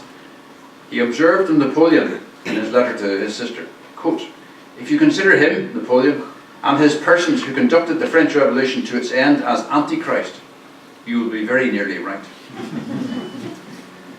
It might be appropriate to round off this consideration of the paths taken by the exiles of the 98 Rebellion by referring to Wolfe Tone, who featured earlier in this talk. The constant linkage in the minds of the revolutionary emigres of the affairs of the two original democratic nations, the United States and France, and their despair and disenchantment the way things turned out in France, is reflected in the fortunes of the Tone family. He returned, as you will recall, to France after the failed invasion was thwarted by storms. Tone then in 1798, October 1798, was aboard a small fleet that surrendered off the Donegal coast. He was taken captive and spent the night in Derry jail. Marianne Elliott records that when he stepped ashore at Buncrana, there to meet him was the local MP in the soon-to-be-abolished Dublin Parliament, Sir George Hill.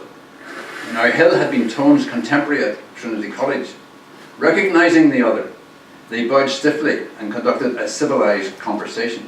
Hill recorded the event thus, quote, "The first man to step out of the boat habited as an officer was T.W. Tone. He recognised and addressed me instantly with as much sang-froid as you might expect from his character." Tone was the next day transported to Dublin, where, learning that he was not to be shot as a soldier, he slit his throat. He didn't do it very well, so a surgeon was called, and Tone was in a half-conscious state when he heard the surgeon say, "This man's in a serious condition. If he moves his neck at all, he will die."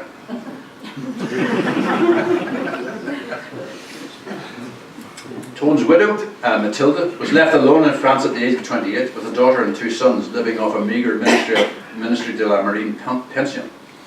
By 1806, two of her children, a daughter aged 16 and a son aged 14, had died of consumption. In an attempt to enhance her pension and confirm her remaining son William's French nationality, she recalls waiting for Napoleon and intercepting him on his regular horse ride in Saint-Germain-Wood, just outside Paris. When she introduced himself, his recall of Tone was instant. "Je m'en souviens bien," he said, "I remember him well." In 1816, she married Thomas Wilson, the friend who Tone, in his final letter to her from his prison cell, had assured her, quote, "Wilson will stand by you." The family then left to go to America, where William, before he published his father's biography and correspondence in 1826, had married Catherine, daughter of William Sampson, the prominent United Irishman born in Derry, who had defended Tone at his trial. After his 3 years in Fort George, he too, that's Sampson, took up residence in New York City, where he became a leading figure in legal circles and in the expatriate Irish community in the city. Another example of the close-knittedness of the 1798 exiles in the United States, even as far as the 1820s. William Tone died 2 years later in 1828. Matilda, however, survived until 1849, making her one of the longest-lasting survivors of that United Irish exiled entourage that found itself in the United States. This has been a survey very much along the lines of whatever happened to it.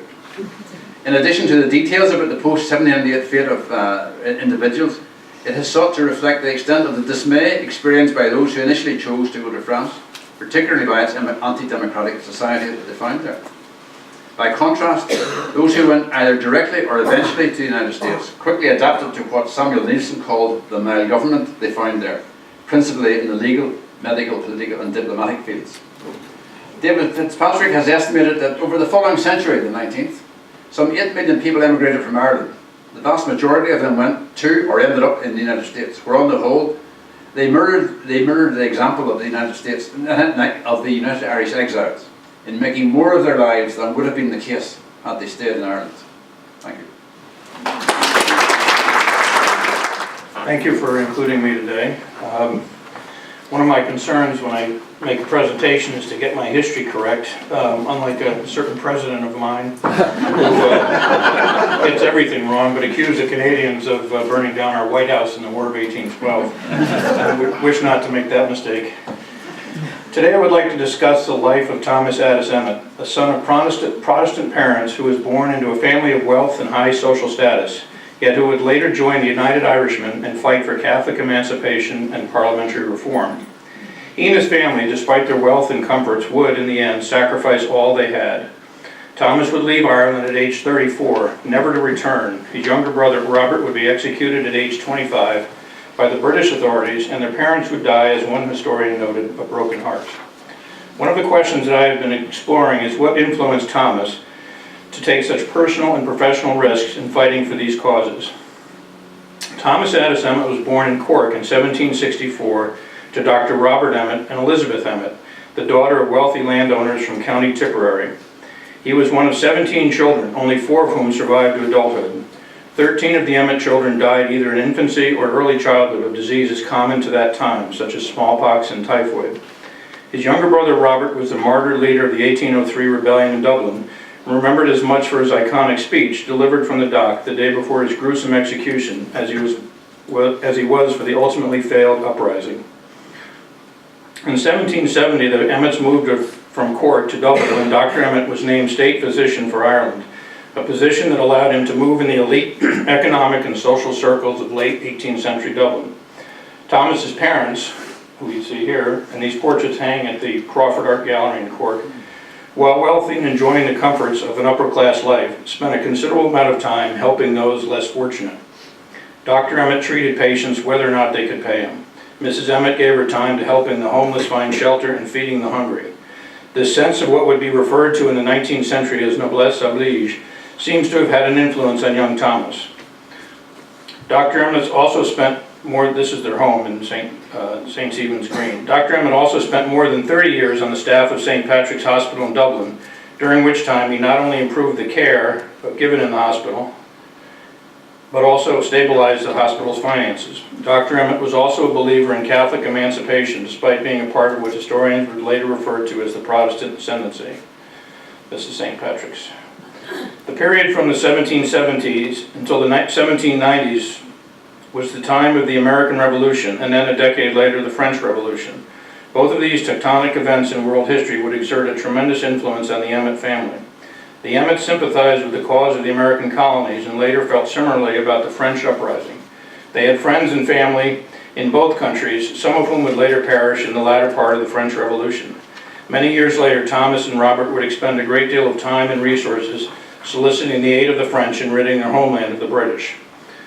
In 1779, Thomas entered Trinity College in Dublin. He quickly established himself as a hard-working, serious, and respected student.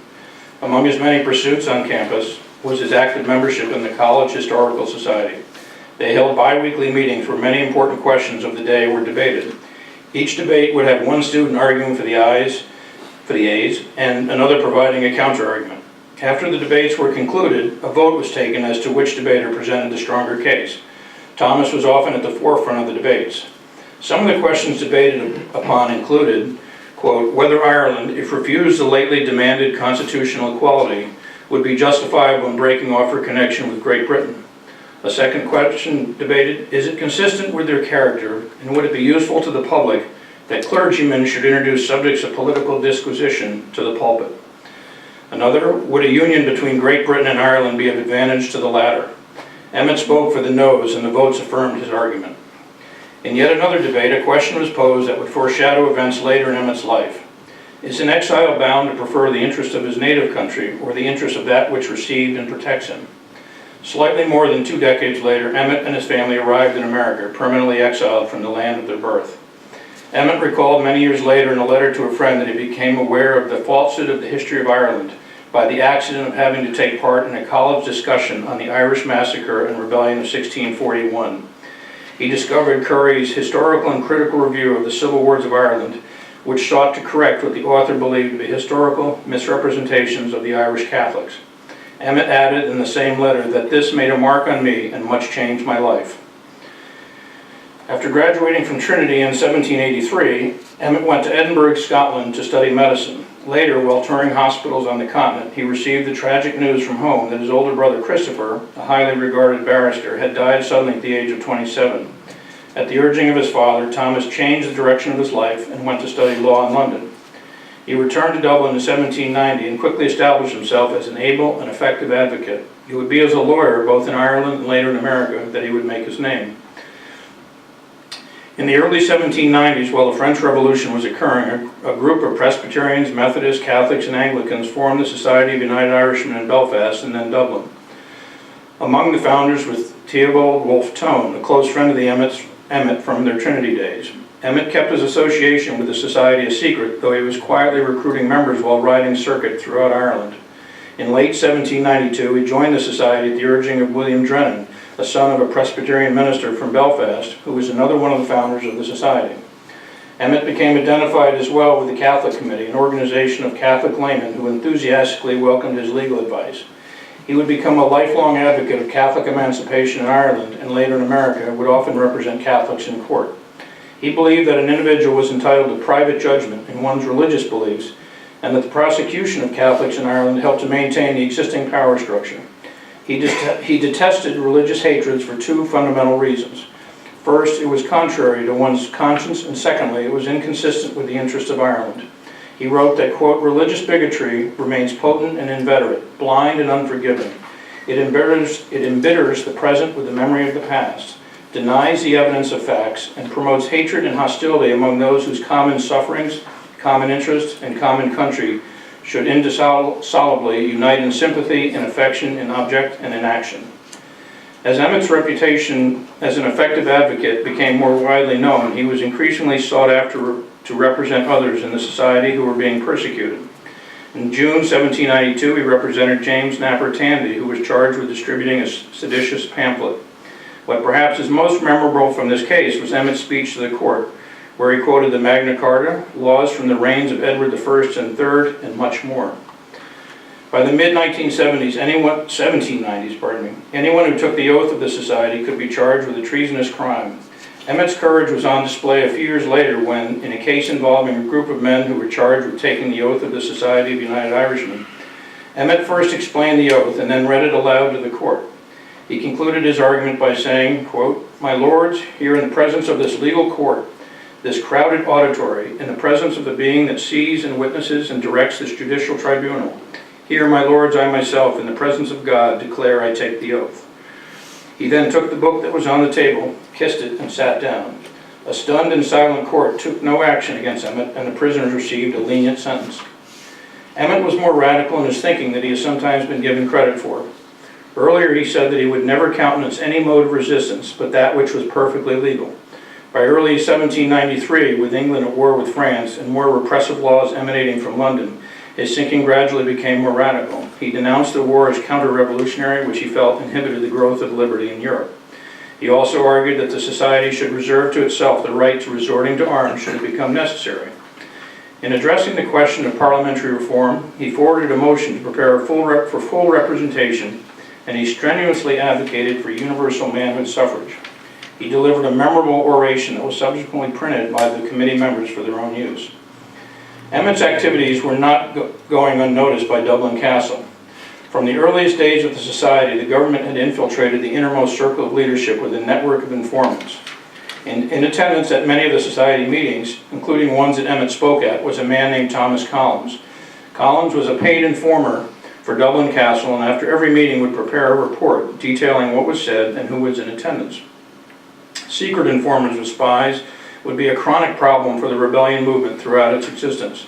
Another longtime member and fellow barrister, Leonard McNally, was a frequent host of society meetings at his home. Unbeknownst to the others, but under suspicion by Emmet, McNally was also an informant. He betrayed Lord Edward Fitzgerald and later, more infamously, Thomas's brother Robert at his trial in 1803. Everything that Robert shared with McNally during his trial was immediately passed along to the authorities. The authorities became increasingly alarmed by Emmet's influence and skills of persuasion. At one point in time, they attempted to bribe him, Thomas, by offering him the position of Solicitor General, a title which would have given him and his growing family financial security. Emmet refused. Due in part to the increasing pressure from Dublin Castle, the society began to undergo significant changes by the mid-1790s. Many members, including Emmet, began to suspect more and more that certain of their fellow members were actually spies for the castle. Emmet, as well as others, urged greater secrecy and called for a smaller membership in each unit, limited to 36 members. That number would grow even smaller in the months to follow. Emmet, by now nearly certain that McNally was an informant, refused to attend any meeting that McNally was in attendance. Another major change was contained in the new oath, which said that the society pledged to work for, quote, an equal, full, and valid representation of all the people of Ireland. The society also began to develop a military organization headed by Lord Edward Fitzgerald. Their focus became directed at an alliance with the French in the hope that the French would help liberate Ireland from the British. Emmet long felt that a French invasion was necessary for a successful outcome in their struggle for independence. Others in the United Irishmen, including his nemesis Arthur O'Connor, felt that they should prepare to fight with or without the French aid. This was a contributing factor to the rift that developed between O'Connor and Emmet. Emmet also favored compromise, especially after the failed Bantry Bay invasion in 1796 by the French. He was willing to avoid any extreme measures as long as parliamentary reform and Catholic emancipation could be achieved. In his role as a member of the Leinster Directory of the United Irishmen, Emmet sought to exert a moderating influence on those members who were impatient to take up arms with or without French aid. By the beginning of 1798, this was the failed invasion of Bantry Bay, Dublin Castle knew something had to be done to suppress a rebellion movement that was gaining strength in manpower and momentum. On March 12th, a number of their leaders were arrested, including Emmet at his home on St. Stephen's Square in Dublin. No explicit charges were filed, though Emmet's importance to the United Irishmen was widely known both in Dublin and London. Emmet strongly believed that they could never prove anything in court, and certainly not a charge of treason. He was effectively held for nearly 4 years without any charges ever being filed. Despite the Habeas Corpus Act being passed by Parliament in London in 1679 during the reign of Charles II, it was suspended during the 1790s by William Pitt the Younger. Emmet was held at Kilmainham Jail, along with O'Connor, William McNevin, and several others. In May, open rebellion erupted, primarily in the southeastern part of the island. Despite some early successes in County Wexford, the British, along with Tories within Ireland, suppressed the rebels, due in part to overwhelming numbers, poor planning, and spies that kept the authorities fully informed.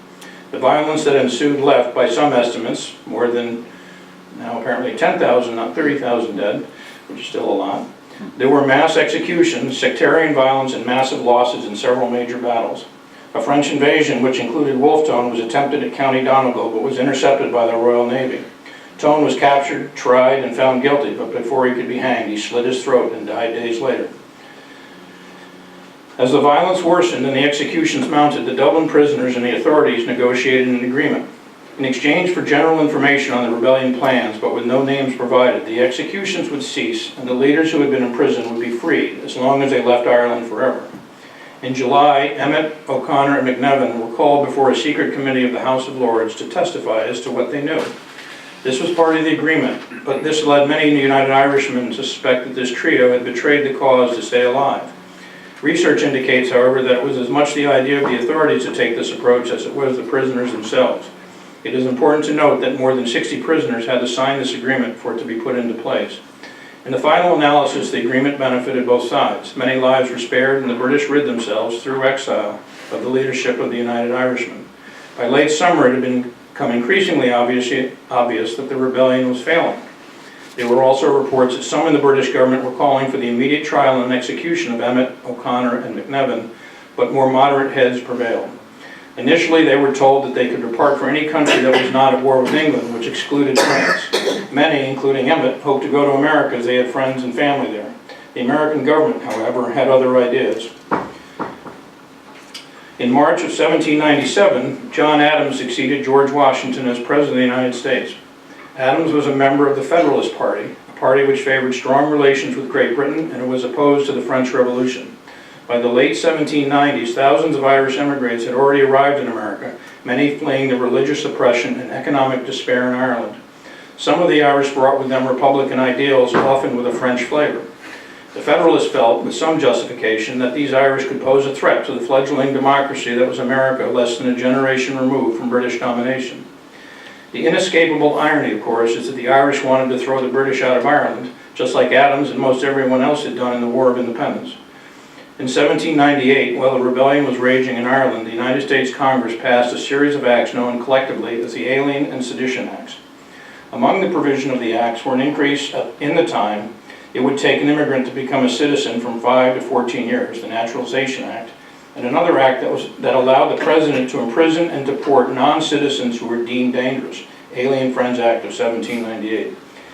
It's not too much of a stretch to argue that these acts were in part directed at the Irish. In any case, the American minister to England, Rufus King, made it quite clear to King George that the members of the United Irishmen would not be allowed to disembark on the shores of the United States should they sail across the Atlantic Ocean. America was no longer an option.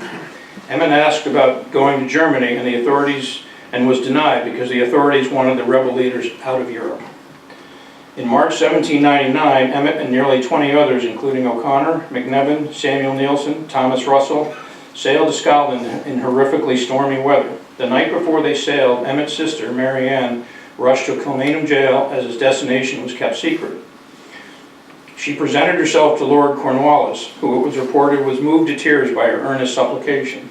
Cornwallis assured her that no harm would come to her brother. She visited once more that night, the last time they would ever see one another. The next day, Thomas departed Ireland, never setting foot on her soil again. He never saw his parents again, and within 5 years, his parents, sister, and brother Robert would all be dead.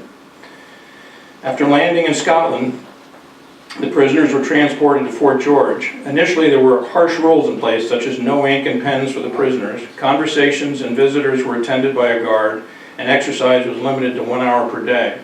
In time, however, most of the rules were quietly ignored. The prison's commander, Lieutenant Colonel James Stewart, made every effort to treat the prisoners humanely. They ate well.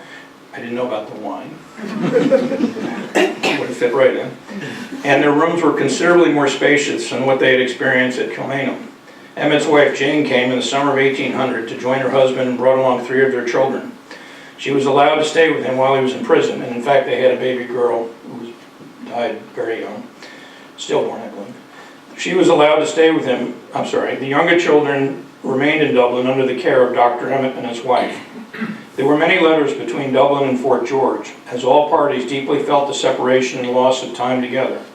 In order to occupy their time there, the Emmets and the others tutored the children, studied various subjects such as mathematics, and Thomas wrote an essay entitled Part of an Essay Towards the History of Ireland. Picture of Fort George. The election of 1800 in America was between Adams and Jefferson. On one side were the Adams-led Federalists who favored Britain and a centralized government, as well as the much-hated Alien and Sedition Acts of 1798. On the opposing side was Jefferson, a believer in decentralized government, supporter of the French, and violently opposed to the 1798 Acts. In one of the most consequential and controversial elections in American history, Jefferson and Burr tied in the electoral balloting. If anybody can explain that from overseas, good luck. That's how we ended up with our present president. The election went to the House of Representatives, where after 35 years of balloting, a deal was struck and Jefferson was declared the winner and Burr was vice president. Jefferson won the popular vote by a wide margin, due in part to the Irish vote, due in large part actually. The Irish in America never forgave the Federalists for the 1798 Acts. The decline and eventual disappearance of the Federalist Party can be traced to the 1800 election. A few years later, Thomas Emmet would also help hasten the Federalist decline by helping to defeat Rufus King, not once, but twice when King ran for office. Emmet's feelings towards King was neither forgiving nor forgetting. By early 1802, rumors abounded that a peace was coming between France and England. Emmet had decided that he would go to America if released, and now that Thomas Jefferson was president, the Irish would be more welcome. In March, the Treaties of Homage was signed, briefly ending hostilities between the two nations. The war involved other nation states, but that discussion is for another time. Part of the treaty stipulated that the Irish prisoners were to be released and allowed to travel anywhere but Ireland. In late June, the frigate Arande, I'm not sure of the pronunciation, sailed for Hamburg, Germany with the prisoners and their families. Thomas, Jane, and 4 of their children were free. Once the ship reached Hamburg, the animosity between Emmet and O'Connor reached a boiling point. O'Connor had made many accusations against Emmet.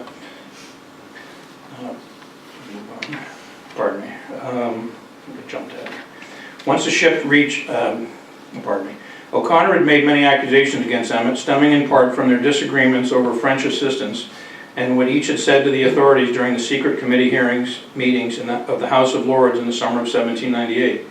Charges and countercharges were exchanged back and forth, and finally O'Connor, who had challenged Emmet to a duel while both were imprisoned at St. George's, wanted to go through with the duel.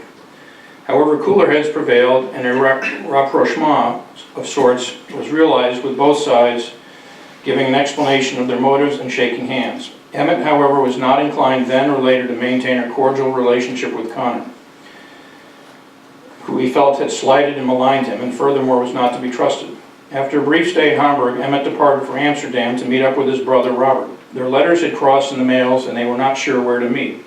As luck would have it, they were both in the Amsterdam post office looking for their mail, whereupon they stumbled into each other and embraced. Both of the brothers had at that time decided to go to America. In a letter to Hamilton Rowan, Thomas wrote of his intentions, "As to my future destination, you will, I dare say, condemn it, for I know your dislike to America."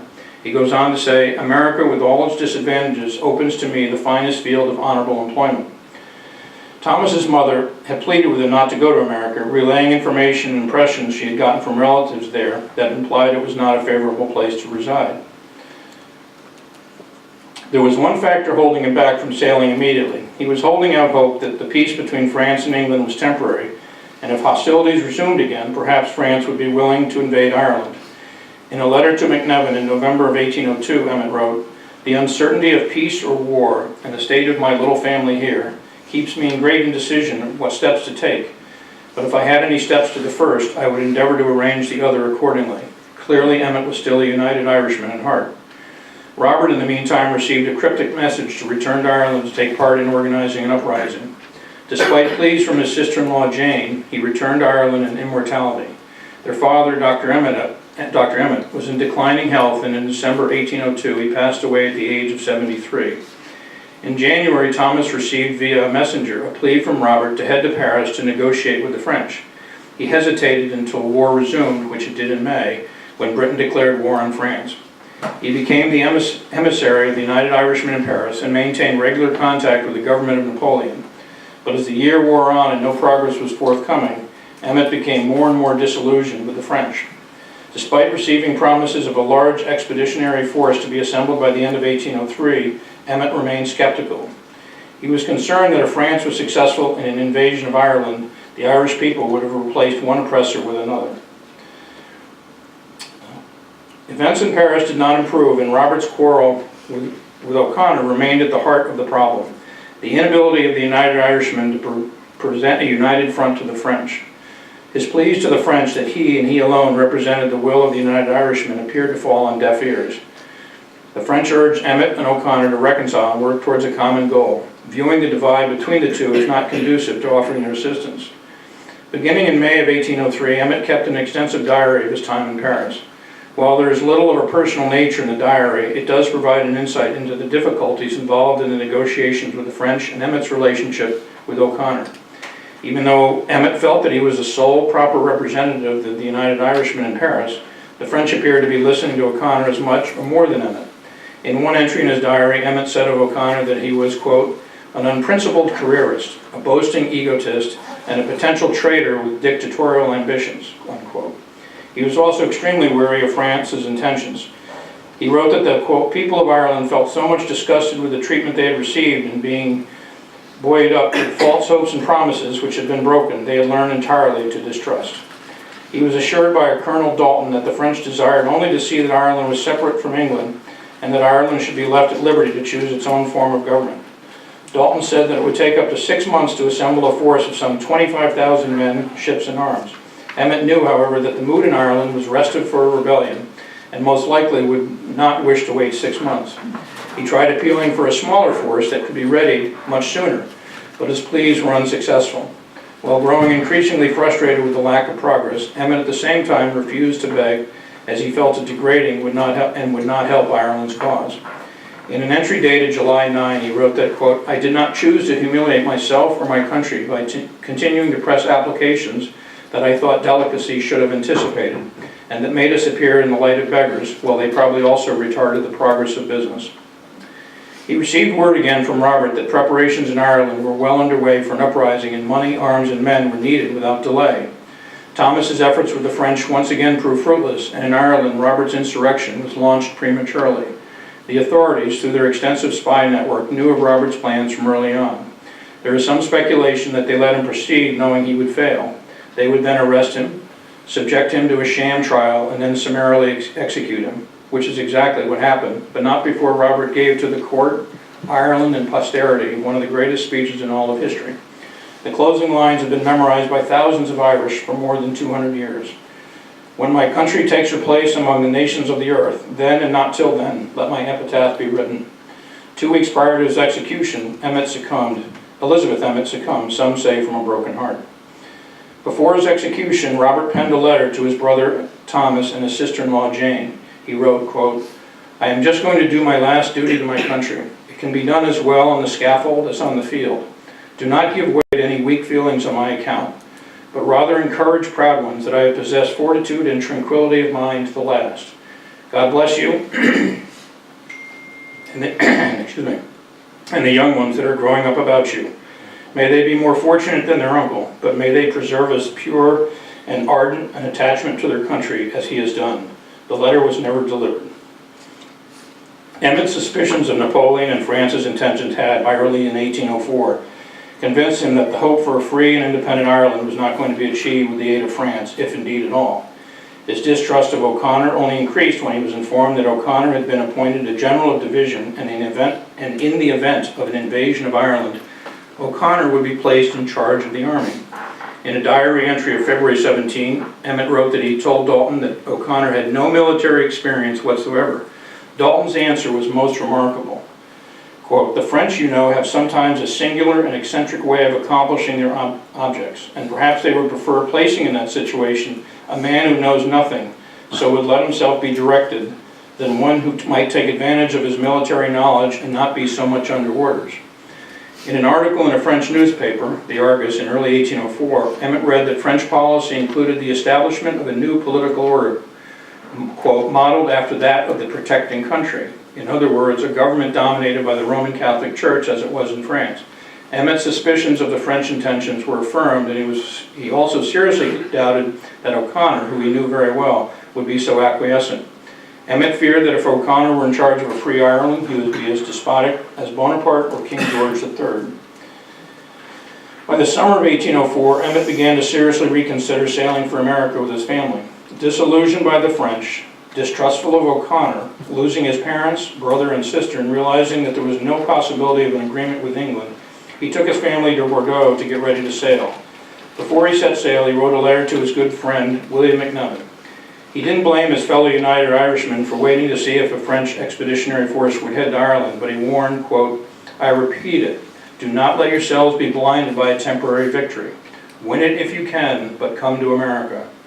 Less than a year later, he would express even stronger sentiments about France. France, he wrote in a letter to Robert Sims, is the headquarters of fraud, deceit, and despotism, and under its present rulers, no nation or people that love liberty need look for its honest cooperation.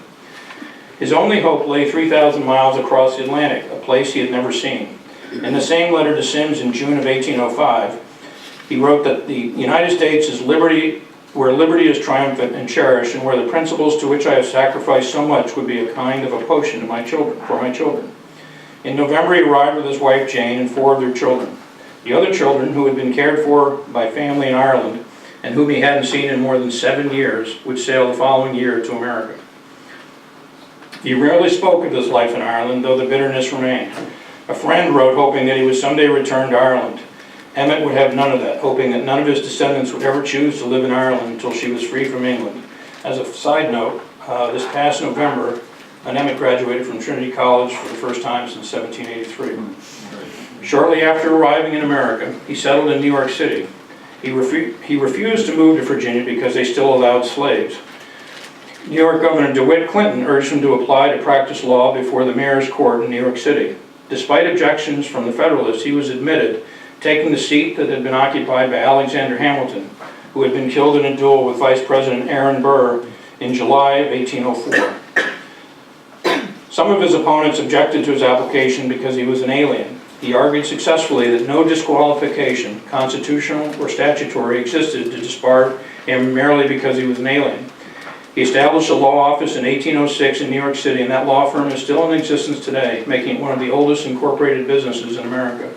He quickly established himself as one of the area's top lawyers, earning more than $10,000 annually by 1810.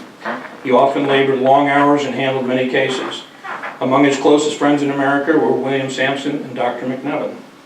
He continued to fight for Catholic rights, often defending Catholics in court. He later became the legal advisor to the New York Manumission Society, which had been established in 1785 to promote the gradual abolition of slavery and manumission of slaves within the state of New York. He prosecuted one of the first slave trading cases in the United States, and he was an active member of the Provident Hibernian Society. He never forgave Rufus King for his role in preventing himself and others from emigrating to America in 1798. He became active in politics, joining the party of Thomas Jefferson, the Democratic Republicans. When King ran for office as a Federalist, Emmet was active in working to prevent him from being elected not once but twice. Much later, Emmet was elected president of the New York Irish Immigrant Society, helping Irish immigrants settle in the United States. He served briefly as the New York State Attorney General. While he argued hundreds of cases while living in the United States, he may be remembered most for a case in 1824 before the United States Supreme Court, Gibbons versus Ogden.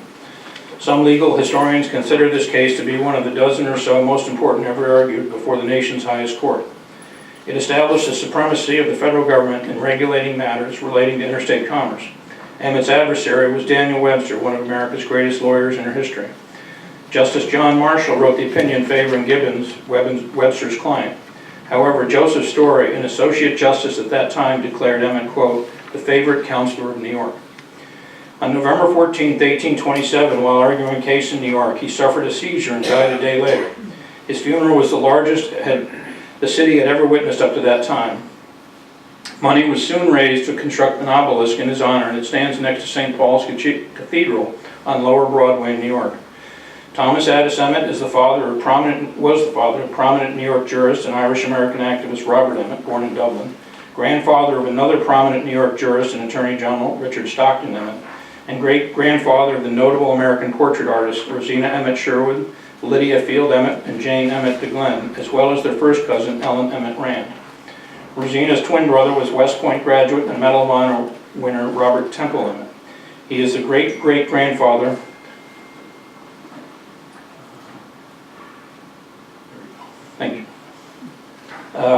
He is the great-great-grandfather of the playwright Robert Emmet Sherwood. His direct descendant, French human rights lawyer Valentine Ribet, died at age 26 in a terrorist attack on the Bataclan, I'll probably know how to pronounce that, in Paris on Friday, 13th of November 2015. He spent his life imagining an Ireland where sectarian divisions would be overcome. And this is inscripted at St. Paul's Cathedral. I am also proud and deeply humbled to add that Thomas Addis Emmet is my great-great-great-grandfather. Thank you.